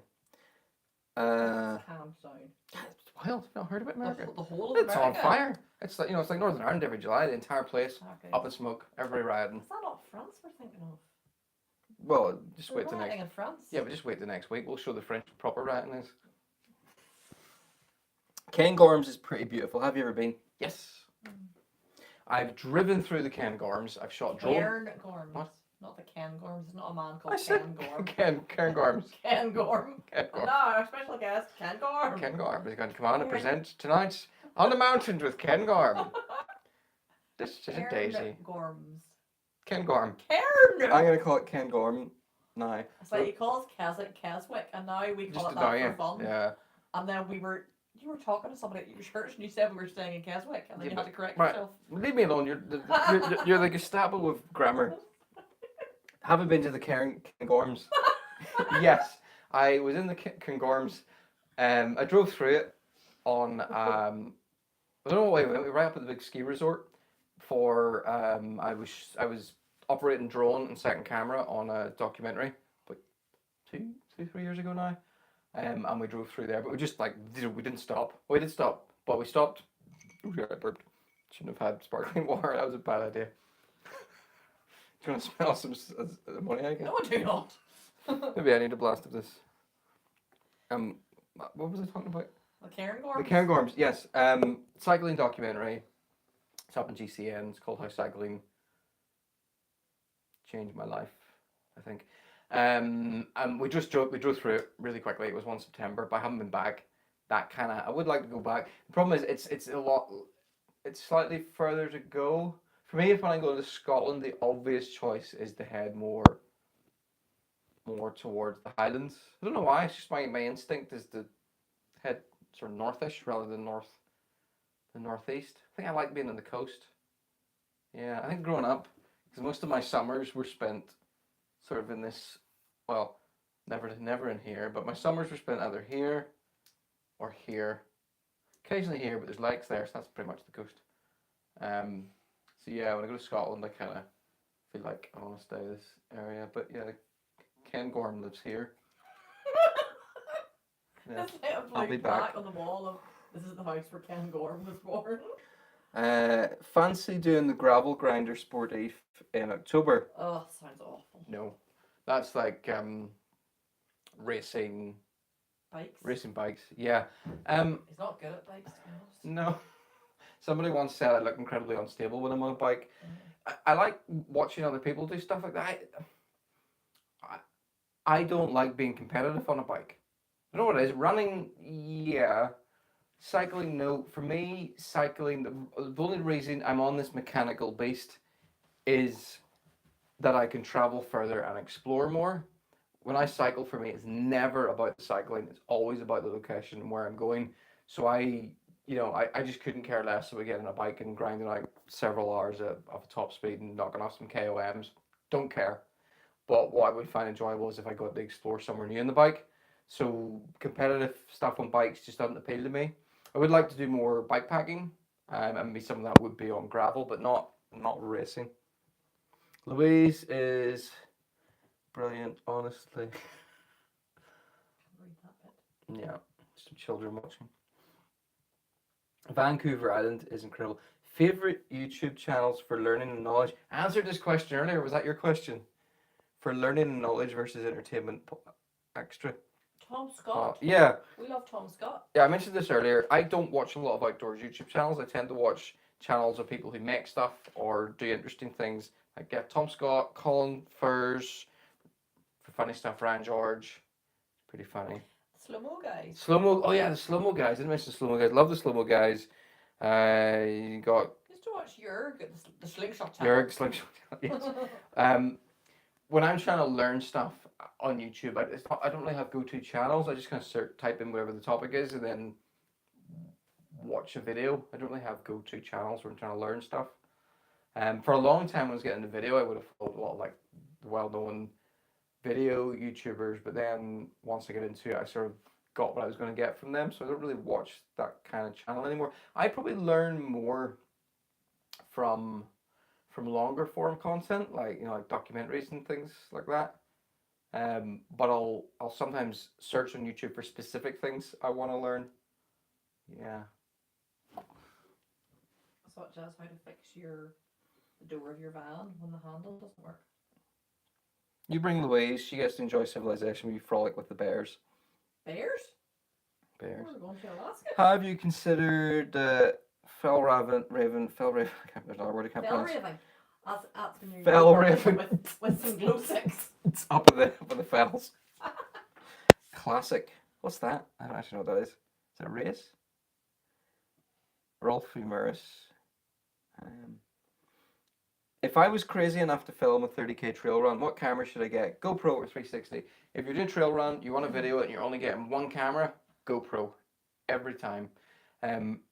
It's fantastic to have the extra production value that a 360 camera gives you, but let me tell you from experience, if you've never run with a camera before, it's really hard work. It really, really is. You got to be incredibly disciplined. I must have made 200 trail running videos by now. Really? Yeah, it's a lot of trail running videos, and it took me a long time to get into this pattern of, because I have the GoPro here, 360 camera here, I run along, to know when to use the GoPro, to know when to use the 360 camera, to know when to fold it, to know when to walk away, to know when to run. You never count your GoPro when you're sitting out. Yeah, if I could only pick one camera, I'd pick the GoPro because it's simple. Bring it out, push the button, record. Does really good slow mo. Does kind of everything well. If I was to only have a 360 camera, well, you got to process that footage afterwards. Also, 360 cameras, if you get rain on it, you can't see anything because the lens really quickly smudges. If you drop it, you drop a 360 camera once, you will scratch the lens. The lenses are unbelievably vulnerable. I've been lucky or just very, very careful that I've only ever cracked one once. So yeah, if I could only have one camera for doing like trail stuff, or in general, if I could only have one camera for doing outdoors content, it'd be a GoPro Hero 11 Black. You heard it here first. You've done the Devil's Coach Road. Would you do a video of the Devil's Ladder on Tarn Trail? Yes, it's planned. Have you ever got lost on your trips? You went at that. You ended up in the bog in Donegal last week. That was in the van though. Oh right. I got the worst I've gotten lost, where I felt the most unsafe, was I was training for Mourne Skyline. Oh, terrible. 3 years ago. Proper like long, 30, 35 kilometers, something like that, 2,500 meters. Proper, kind of a big deal. Can people actually hear you? I realised there's a microphone I had for you, but I put it over there. Because I have a foghorn. No one needs me to be mic'd. It's true. I'll put that there. I've been out all day on my own, these long runs, about for about 6 hours, and I was coming back, and I was supposed to. I'll leave it there. Oh. I was supposed to go up over the top of the mountain.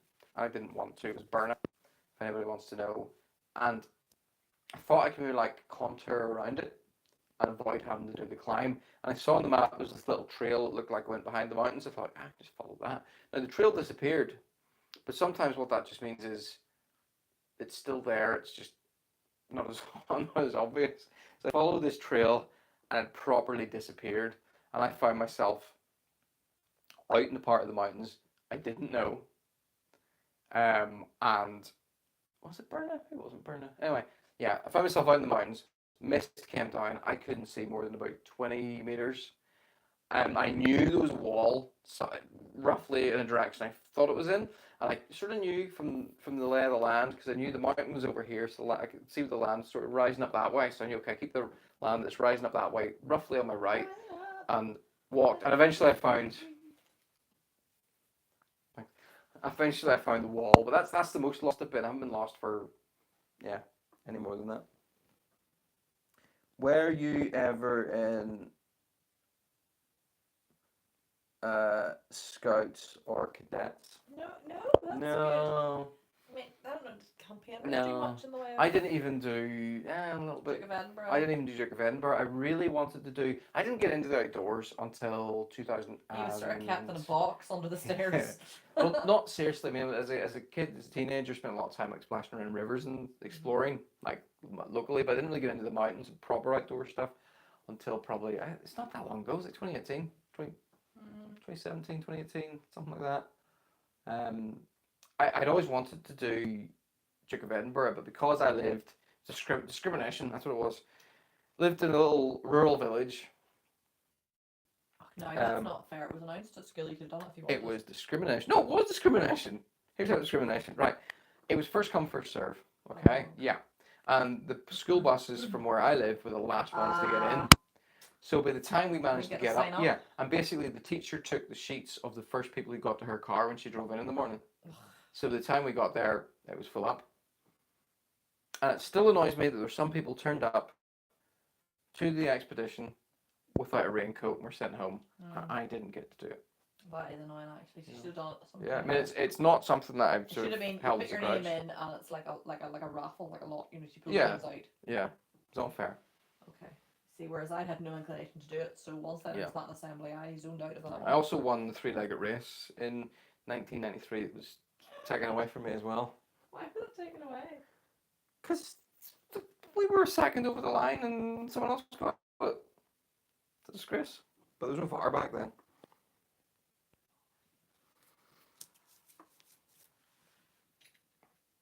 What mountain was your favourite to hike?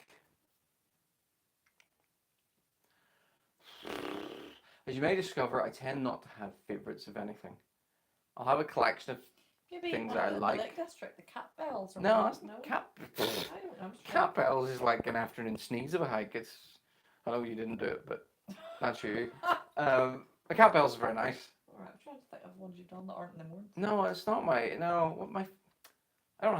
genuinely don't have a favourite. I find the mountain that I want to climb is often dictated by my mood, or how much cheese I've eaten, or I mean, here's a list of mountains I like. Here's a list of mountains I like. Mountains. Most recently, Muckish in Donegal. I think it's really underrated. I climbed Errigal 2 days before, and Muckish is better than Errigal, and I will fight you on this. I'll give this. Errigal is a more beautiful mountain.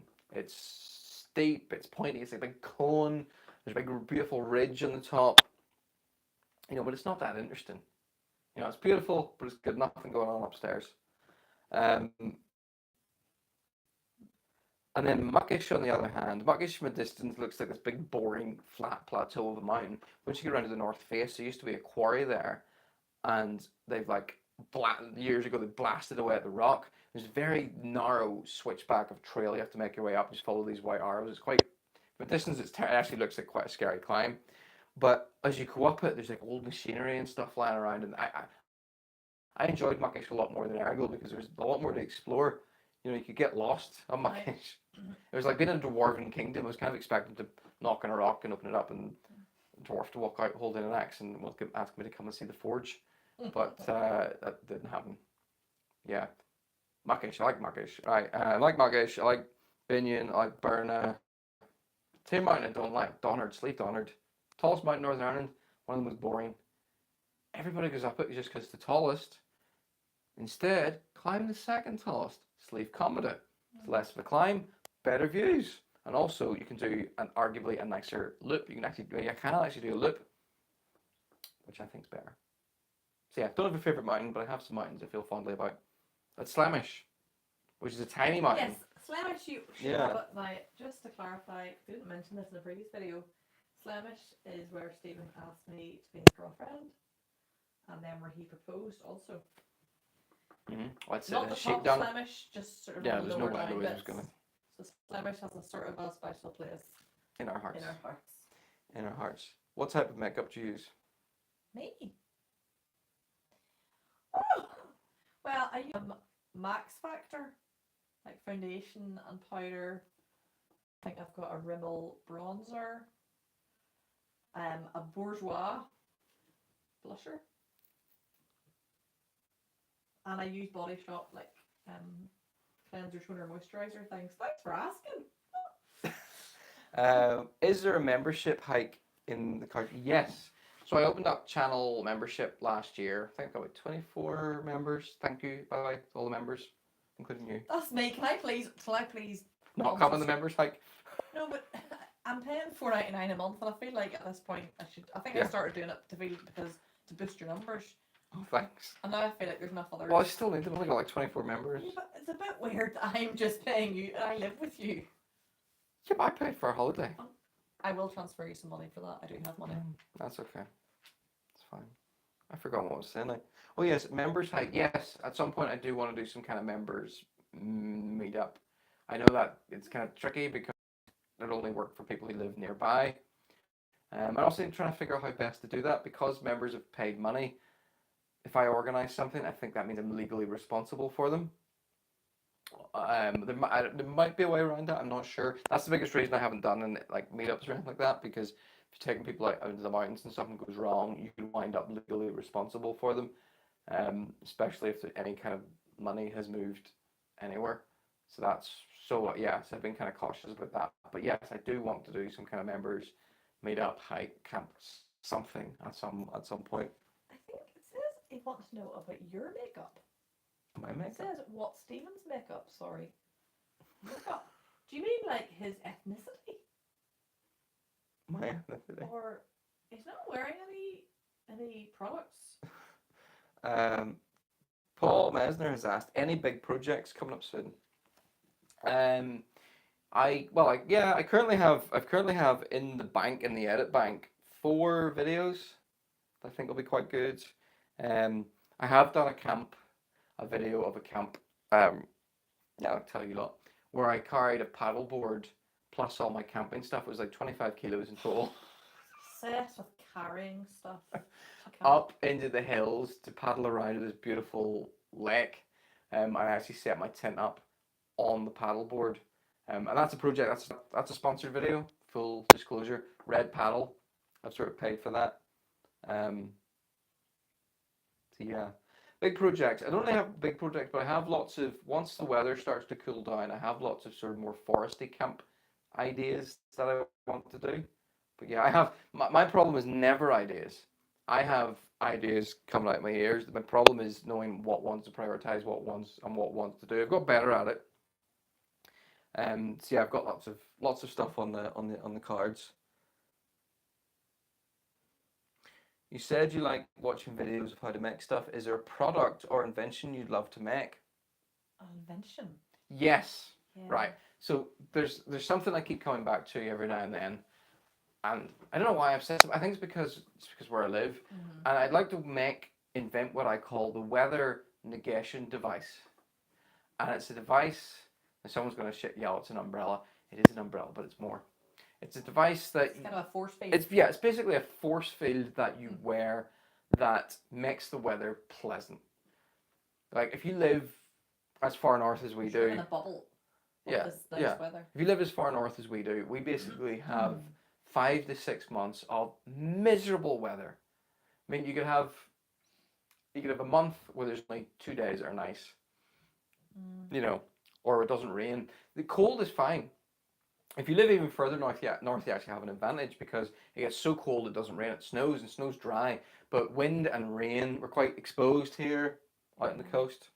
The combination of wind and rain, grey, yeah, damp. it's damp and unpleasant, and the sun sets it's dark at 3:30 in the afternoon, and you just don't want to do anything. Your energy levels slump. So I've always wanted to come up with this weather negation device. Like it's a force field.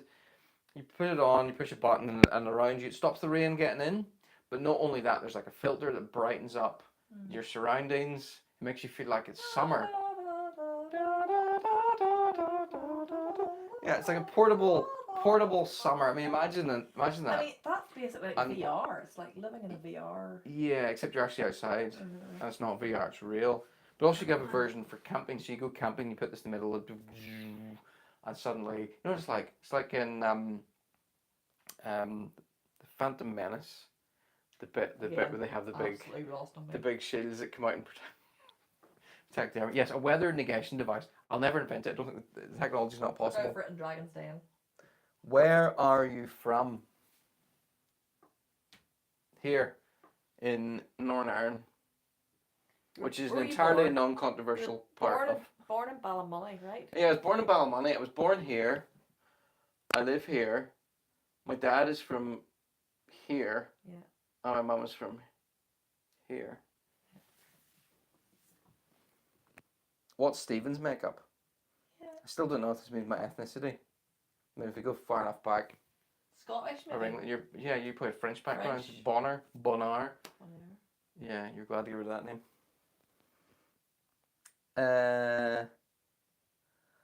Have you any collaborations with other YouTubers in the near future? No, nothing. No, nothing planned. Yeah, it's tricky. I mean, if you talk outdoors YouTubers, there are people here who do it, and there are some people here who do outdoors YouTube channels I have done videos sort of with. But if you mean a collaboration, is in a collaboration with like a similarly sized channel, there aren't really. At least I don't know of any similar sized channels like mine. At least in Northern Ireland, there's maybe some in the south. Like outdoors YouTube is a much bigger. Again, it's probably just the population density is much bigger. Probably over in the UK than it is here. There is a tech YouTuber who's here, who's quite big, who I've thought about doing stuff with. But I say that there are some massive. There's a guy somewhere here. There's a guy that has a prank channel or a streaming channel. He's got millions of subscribers. He's like massive. But no, nothing particular on the cards. I think part of the problem is because I don't actually watch a lot of YouTube videos again of the stuff I do. I end up not. It's one of the downsides. I don't tend to be able to find those people very well. The other thing is, there used to be a conference here every year called the Power of Video. Oh, is it stopped? Yeah, it hasn't happened since the pandemic killed it off. Okay. And that was basically like a YouTube conference. So all these like-minded people came together, and you met loads of people who did similar things to you, and it kind of created that sense of community. So, and then the other thing is, if I'm honest, it's just easier sometimes just to do stuff on your own because it means you're not tied into someone else's schedule. But I do want to do. I would like to do some more, but sometimes sometimes I When you've gone camping and stuff with other people, like those are people with YouTube channels. Like when you've gone. Yeah. David Doyle and yeah, this is sort of a collaboration. That's a collaboration to me. Yeah.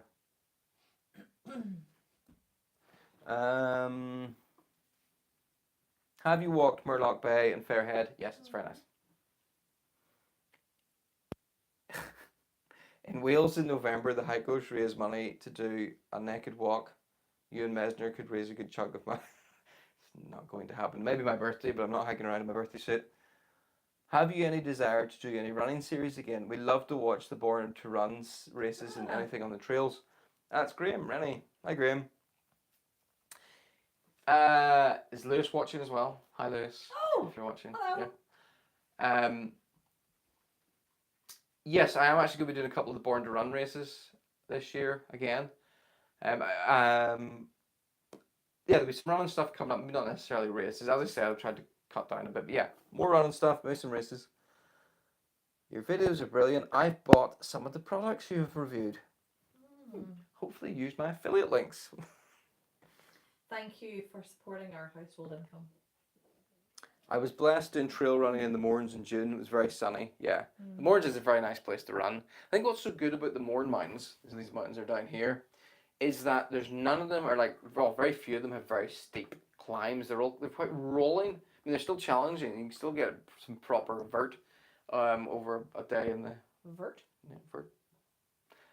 If you go out on a proper day, but yeah, there's a lot of runnable terrain in the Mournes, a lot of trails. Plus, there's a wall, like a 25-mile wall, that kind of goes around all the main peaks, and you can use it for navigation. It's really easy to navigate. And there's loads of water sources as well. I did an entire day in the Mournes where I drank 8 liters of water and I only carried 500 mils in a water filter because I planned, where I was going to go. Hi, the poo question. I answered the poo question. Are you late? The poo and we song, join along if you know the poo. Who remembers Weeble stuff? Yeah, I did answer the poo question. If it's out in the exposed mountains, get as low as you can, stick your legs in front of you, hold yourself up in your hands.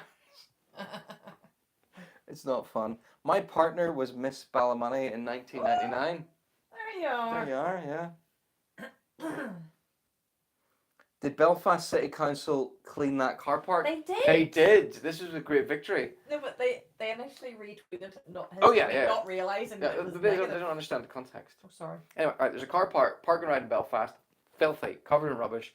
I made a video where I started it off by saying congratulations to Belfast City Council on their new urban jungle environment, and then I showed all the rubbish and the filth and made sarcastic comments about your family getting tetanus. In fairness, it may not be the council's. Yeah, but that's irrelevant because but we'll not go into that. Anyway, I posted this up on Twitter. The council retweeted it.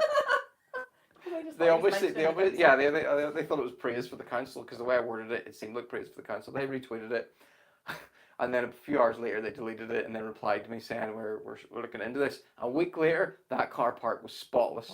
And I know people messaged me to say that they contacted the council months ago. Nothing had been done. So there you are, an influencer. No, well, no, it frustrates me. It shouldn't be like that. You shouldn't have to. It's not fair that someone who makes a video gets what they want done and the person, don't. I mean, someone rightly pointed out there's a lot of problems in the city. It shouldn't be like that. Shouldn't be just should be like that. But small victories. Would you ever do a winter camp with I have a big gun? Right. Oh. Someone has a gun. No, I've done winter camps. We'll be doing winter camps. A solution to your invention, my invention, connect all the water sprinklers across Northern Ireland to a tank mixture of silver, gets rid of rain, opioids, gives you the filter effect. Right, so basically the way to do my weather negation device currently is to drug people. Right, I don't think that's gonna... Louise hiked to Lamigan and has been shattered since he had dinner. Lamigan's brutal. I hate Lamigan. Lamigan is here. Lammy. I do not like Lamigan. Of course. Did you ever see the Armada tree and the story in Carn Castle? It's in a church graveyard. Did I ever see that?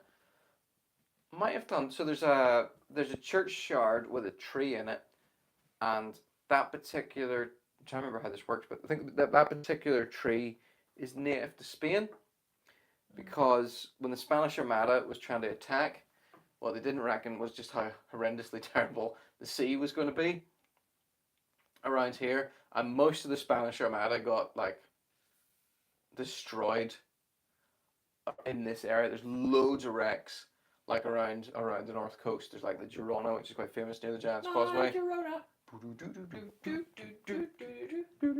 So lots of these Spanish sailors washed ashore in a state of death. And one of them was buried in his churchyard and he had some seeds on him, and then this tree grew up. Oh wow! No. Yeah, they call it the Armada tree. That's cool. Yeah. He had apple seeds on his I bottle. don't know if it was apple seeds. I used your link for my Hero 11. Thank you. Thank you. I'm being surrounded Is by that your a sheep. leg at discount? Is it like a discount So code? Dave is sitting with Emma in the mornings camping, and there's sheep surrounding. Hi, sheep. Do you have any interest in exploring random World War II remains / sites around the country? I'm sure you live pretty close to the Gibraltar refugee camp in Bershain. I've camped near the refugee camp in Bershain. No idea we were a refugee. Yeah, there's a road near Bershain. You look into the field, these red brick buildings. It's near where Turtle lives. Okay. Yes. Yeah, yeah. I've camped near there. Would I do a video about it? I don't know. I mean, I'll be honest. I would actually like to do more stuff like that, exploring sort of outdoor places with some kind of historical connection. But what I find is if I do something that's really off the central topics like that, nobody watches it. No engagement. It's. But what I found recently, if I can somehow shoehorn camping into whatever I'm doing, people will watch it. So maybe I could like hike through somewhere of historical interest, talk about it, and then have a camp. I mean, I did a video about the plane wreckage that's on Chimney Rock Mountain, and it wasn't really watched that much. And I wonder should I have combined it with a camp or something. Yeah, but I would like to do videos like that. I find that kind of stuff interesting. People are still asking questions. Do you plan to do a short film of Northern Ireland cinematic scenery for your YouTube audience outside of your paid work? No, not really. Not really. I have a ton of footage showing off at least probably Just not showing off. this part of like the Mourns area, and then all around here in Northern Ireland. I've done a lot of work for the council and the tourist board shooting like tourism footage. So I have this vast library of stuff. Would I put it into a short film? Yeah, no, probably not. I think the reason I wouldn't do that is for me to make a short film of like the best of my outdoor scenery footage would take me at least 2 weeks. It would take me about 30 hours to edit that, 30, 40 hours, because I would be gallerying it from 10 different hard drives over Next question. over a long, long time. And in that 40 hours, I could have edited 3 outdoors adventure videos, maybe, or 2. And that's the way I want to show off the locations I'm at, Northern Ireland or whatever it is. I want to show them off within the context of a story, of exploring. And the other thing is, people don't, what are you doing? That's my cheese board. I'm really hungry now. Gonna have a cracker. Well, we'll save the crackers. Have a piece of the brie.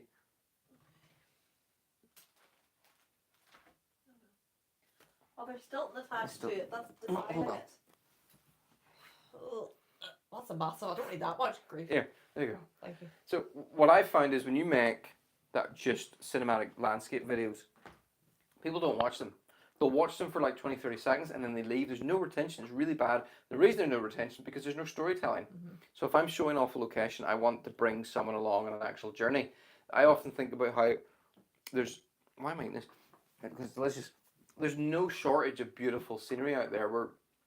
We're no longer amazed. When you go on Instagram, there's a reason people complain that photographs have died in Instagram. Photographs haven't died in Instagram because Instagram has stopped promoting them. Though they've died because people don't like photos anymore. Not because they don't like them, but because they haven't seen anything new in a long time. I mean, I can't remember the last time I saw a landscape photograph that I went, whoa, there's something I haven't seen before. Because I've been bombarded by incredible landscape photography for the last 10 years. I've seen everything. So nothing wows me anymore. But the one thing that never gets old is storytelling. So if you want to show off a location, bring people along, tell a story, and that just might be of you camping, keep them engaged, and that's the way that I want to show off locations rather than just making sort of cinematic sequences. What I do now is I still make those cinematic landscape sequences, but they're part of a larger story. Eating your cheese. Clive McLaughlin knows the score. He's a photographer. I've got cheese all over my hands now.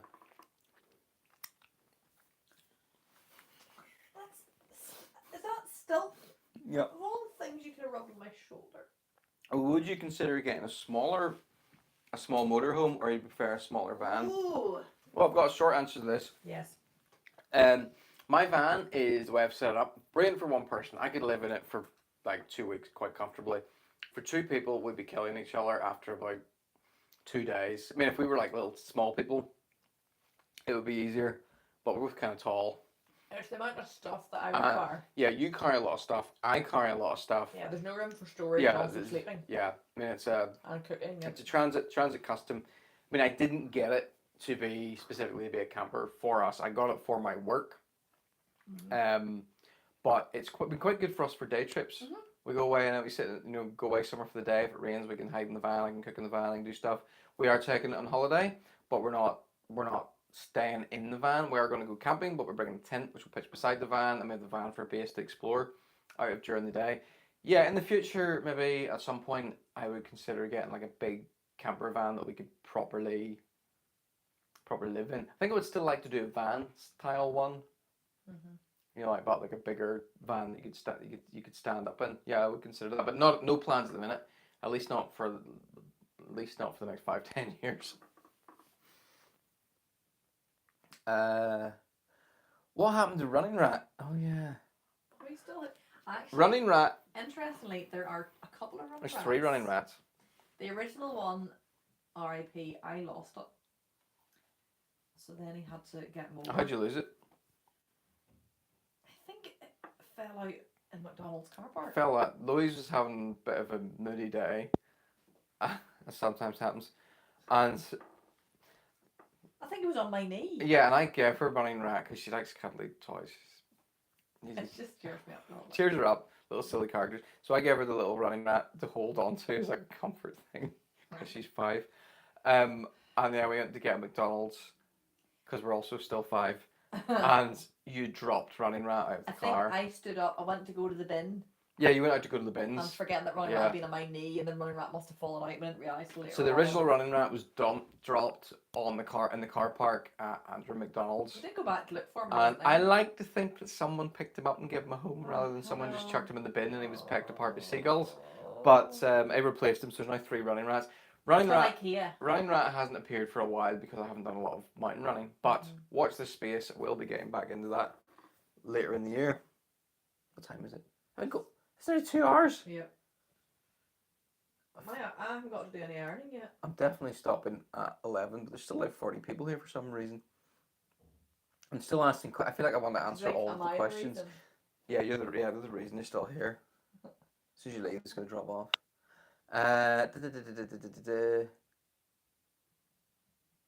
Have you kept in touch with a guy from Ukraine? Yes, on and off. He hasn't gone back to Ukraine yet. He eventually met up with his mum.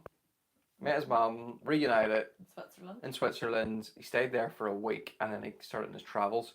So he's currently in West Africa. Oh, I bless the rain. He's down in Africa.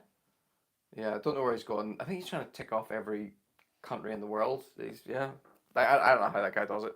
I would be. It's very sad. It's not know where you're going. Yeah, not where you're going. It's literally not like staying for free, couch surfing, just hitchhiking. I couldn't hack that for that length of time, but he's all part to him. Maybe he'll end up going home someday. But his problem is if he goes home to Ukraine, he can't leave, and he would have to go into the army and would have to go and serve on the front line. So I mean that's his decision. I don't know how I'd feel in that scenario. So well, he wants to. It's his mum was telling him no. Yeah, his mum. Yeah. Anyway, it's pretty unpleasant. It kind of brings you back down to earth when you chat to somebody who's had, I think, at least 3-4 of his friends killed in fighting now. Does bushcraft type camping float your boat? Yes, I've actually done quite a few bushcraft type camps. Haven't made that many videos of them. The interesting thing is what I discovered, and I plan to do more in the future, and I've got sort of plans on how to make it work. But in the past, I did quite a few videos at a proper bushcraft camp with a guy who's an actual bushcraft instructor. Nobody watched the videos. They were some of the worst viewed content I put, and because I think what I figured out since then is there's two very different audiences when it comes to camping. I mean, at that time, my camping audience was very, very narrow, but there's the audience who are, we'll call them the David Doyles. David won't mind, but Hi, David. but they're the people who want to camp on a summit.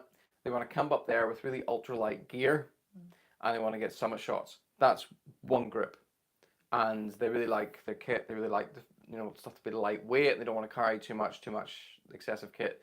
And then you've got the bushcrafter types. They want to, and a lot of time I found they're quite cynical about the lightweight stuff, but they want to camp in a forest. They want to be under a tarp. They want to have a big fire. They want to look at their knives and Stabby. chill. And actually, those are two different audiences. So you'll find that you'll see if you look at the channels like I don't know, TI Outdoors or channels that are specifically bushcraft, very few of them do like hiking and camping videos because they're different audiences. So for me, I quite like the bushcraft stuff and I try to incorporate it. So in winter I would camp somewhere where I'll use a box stove, I'll do wood prep, cut stuff down, feather sticks and flint and steel and, well, not proper flint and steel, like a fire steel, a ferro rod. So I'll do little elements of bushcraft. But I tend to do that more in winter when I can have a small fire safely. This time of the year, I'm a lot more reluctant to go and camp under trees and burn things because, yeah, I don't want to set the forest on fire. But yeah, no, I really enjoy that type of camping. I will be doing hammock camping. Oh yeah. Yeah, I got an entire hammock camping set up at Christmas. Mm-hmm. Christmas, haven't used it yet, so hopefully be doing that later in the summer.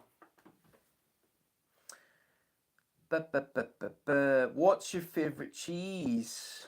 I'm glad you asked. So I think my old reliable, if I was a cheese that I'm gonna go, Stilton. if you're in the supermarket, yeah, and you only get one cheese, if I could only have one cheese, it would get Stilton. Like it's everything I like about cheese. It's weird. It's pungent. It's colourful. It's got moldy. very rich flavour. I like the fact that it contains multiple textures. You've got sort of the soft, it can be soft on the inside, it can be creamy, it can be crumbly. The rind on it, and it's got like a nice like a rind, and she's like to eat the rind, and the rind's a different flavour.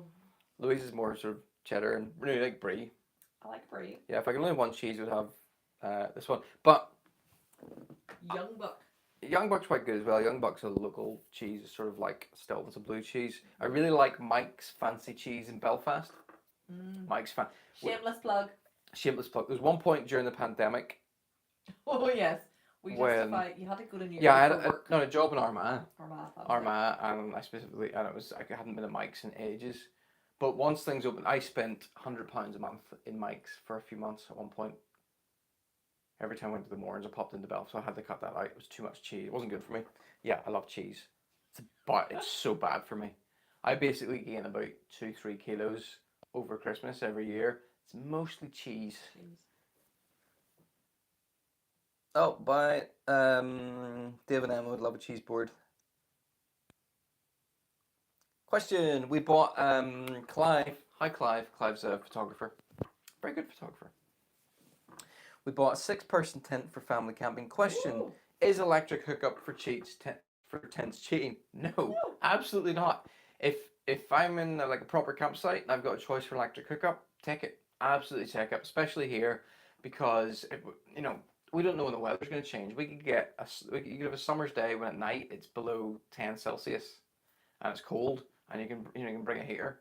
I don't think electric hookup for camping's cheating at all. Wild camping, on the other hand, it sort of much goes against the ethos. Mm-hmm. I always laugh when I see these videos that these power station companies put out when they have someone camping and they brought like a massive battery with them. No one's going to. No one's ever going to do that. But yeah, no. You're at a campsite. You're still in a tent. Yeah. You're still outdoors. Yeah, I mean, we're going camping. Although there won't be an electric hookup, I do have a battery so that you can straighten your hair. I want to clarify, I don't straighten my hair every day. It's purely for the day after. When I wash my hair, it just is massive. So I just need some way of cleaning it. But after that, that's fine. I'm not using multiple styling products every day. But that's the only thing I need electric for. Yeah. Gotta head to bed. Bye, Graham. Mark, I only plan to do this for an hour. I feel like I'm committing to the 2 hours now. I mean, you can go if you don't want to stay. But it's up to you.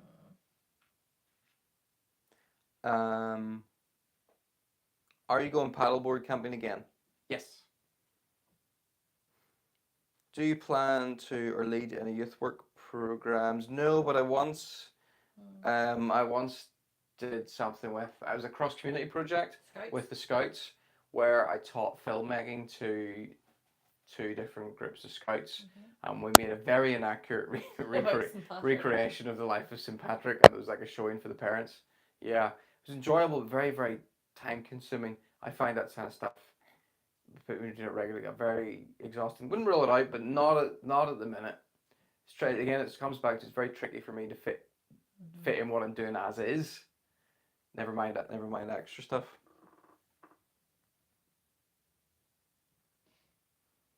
Camping.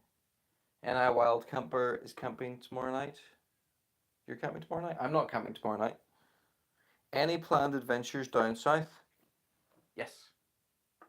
In fact, I have a series, which the first video will be out in a few weeks. I've shot a 3 days in Donegal. Do you count that as down south? It's a controversial question. It's the most northerly part of Ireland, but it's in the south. Basically the Republic. Yeah, kind of the dangerous territory here. Yeah, I did a 3-day van camping series. Van camping? Van camping. In Donegal, and they'll be coming out. But yeah, I've got stuff planned. I want to do something in Wicklow, definitely. I want to do stuff down in Westport direction, Achill Island. I've been there before. I want to do stuff in Kerry. I want to get, yeah, is the short answer. The last few years, I kind of concentrated on doing stuff in Lake District, England, and then in Scotland and in Wales. And the reason for that was strategic because a lot of the outdoors brands, the bigger ones, most of them are based over there. And also the National Outdoors Expo was there, so it kind of gave me an excuse to go over. But now, I've got my own entire island to explore. My own island. My own island to explore here. Plus, it's so expensive to take the ferry. Do you think the new tents are better than the old ridge tents? Honestly, don't know. I didn't. I mean, we camped. I camped as a child. My family went camping. But the old ridge tents, you mean like the old canvas, like that kind of ridge tent? I think I camped in one of those a couple of times. I think the best thing about the new tents is they're light, really light, like 1 kilo for a tent.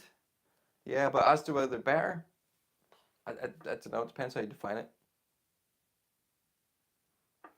A friend of mine recently let me smell blue cheese weed. Oh dear.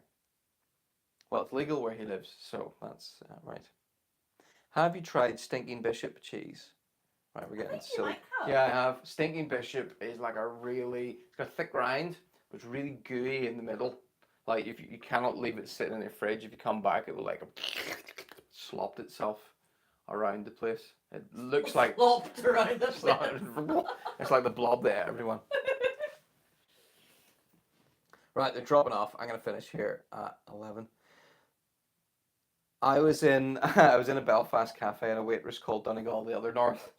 That's quite funny. I mean, the funny thing about Donegal is that people from Donegal sound mostly the way we sound in the rest of Northern Ireland. They don't sound like they're from Derry. Yeah, but they've got like a northern accent. Yeah. Northern accent.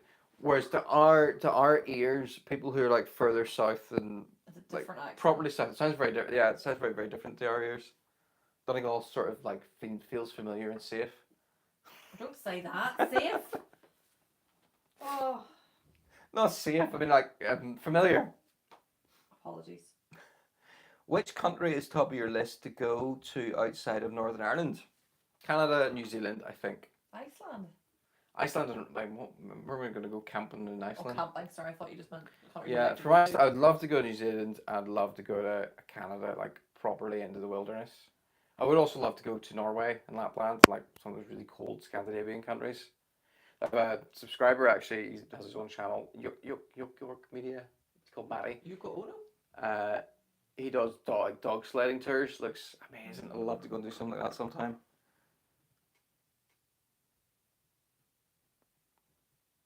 I've run out of questions with 6 minutes to go. There's only 35 people watching. They're You're all gonna start juggling or something. they're all leaving. Can I juggle? No, please, no, you shouldn't. Don't be juggling cheese. That'd be disgusting. I could just sit and eat Cheese. for the next 6 minutes. Can I have a cracker, please?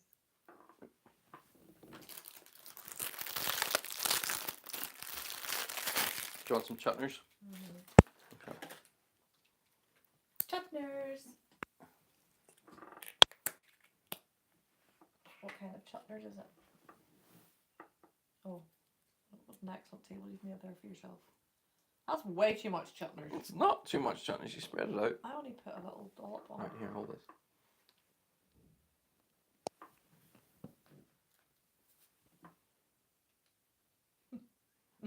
There you go. Thank you. Cheers.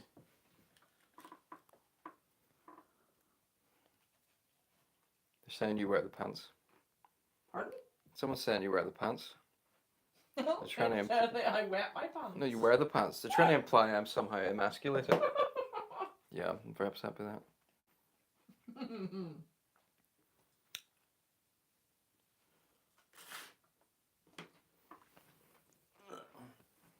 Yeah, you're a real tyrant. Let's get my cheese here. Let it grip. John Olive. Oh, should we say who made this box? Yeah, I said it was my aunt. No, Aunt-in-law. company. I don't know who. Man's Catering. Oh, yeah, Man's- man food. It's based in Antrim. Man's Have a Catering. cafe and also you can buy catering stuff. Dave says chutney goes last. All right. I just agree. Chutney goes first because you use chutney as the glue. Huh. That sticks the cheese to the cracker. Come on. Oh, close your eyes, turn around to the map and point. Come there. Go away. I'm not camping in Newton Abbey. In the Hazelbank. No. That random stuff I don't like. That's not me at all. I like to kind of plan stuff and scout it. Would you ever get a boat? You do have a boat. I do have a boat. I have an inflatable kayak. What we call it. Would I ever get a proper boat? Oh, I was on this amazing, like big rib boat recently. It's really cool. It was like a proper camper van on the water. I love the idea of a boat, but what I recognize with a boat is that being like someone like me, I would get bored with it. I would get the boat out of my system, and then it would just be gathering moss for years. So I like the idea of a boat, but I don't think it'd be a good idea for me to own one. I was in Donegal once, and this drunk guy started asking me where I was from, and then started quizzing me about people I might know and learn.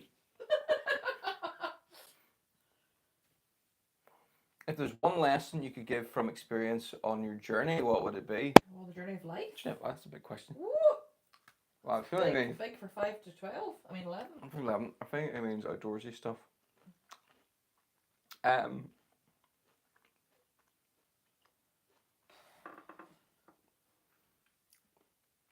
I'll say this: don't be so quick to rule things out or write people off.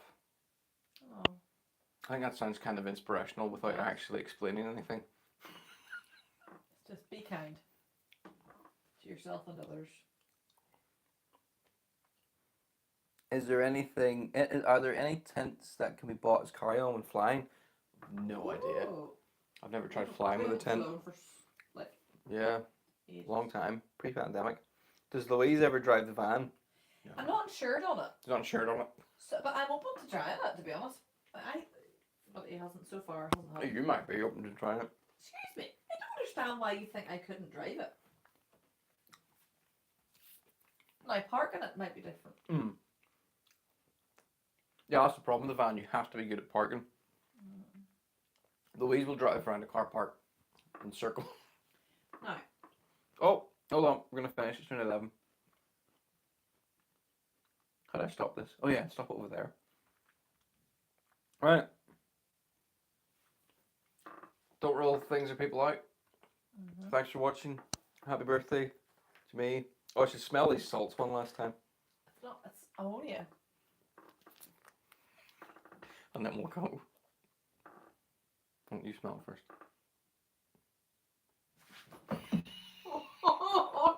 Too much of it went off. It's warmed up. That was way worse. Oh, it's warmed up. Oh. It was really. It's like copy next. Oh. That's what that is. My eyes are watery. Oh, you did too much of it. I just Yeah. got up my nose. You must have. I don't get it. I do feel awake, I'll tell you that. I don't feel like I want to go and exercise now. Are we supposed to exercise? What do you mean? Well, anyway, That's right. supposed to do. Thanks for watching. Buongiorno. Buongiorno. Bye-bye. What language is buongiorno? Italian. How about any EU trip?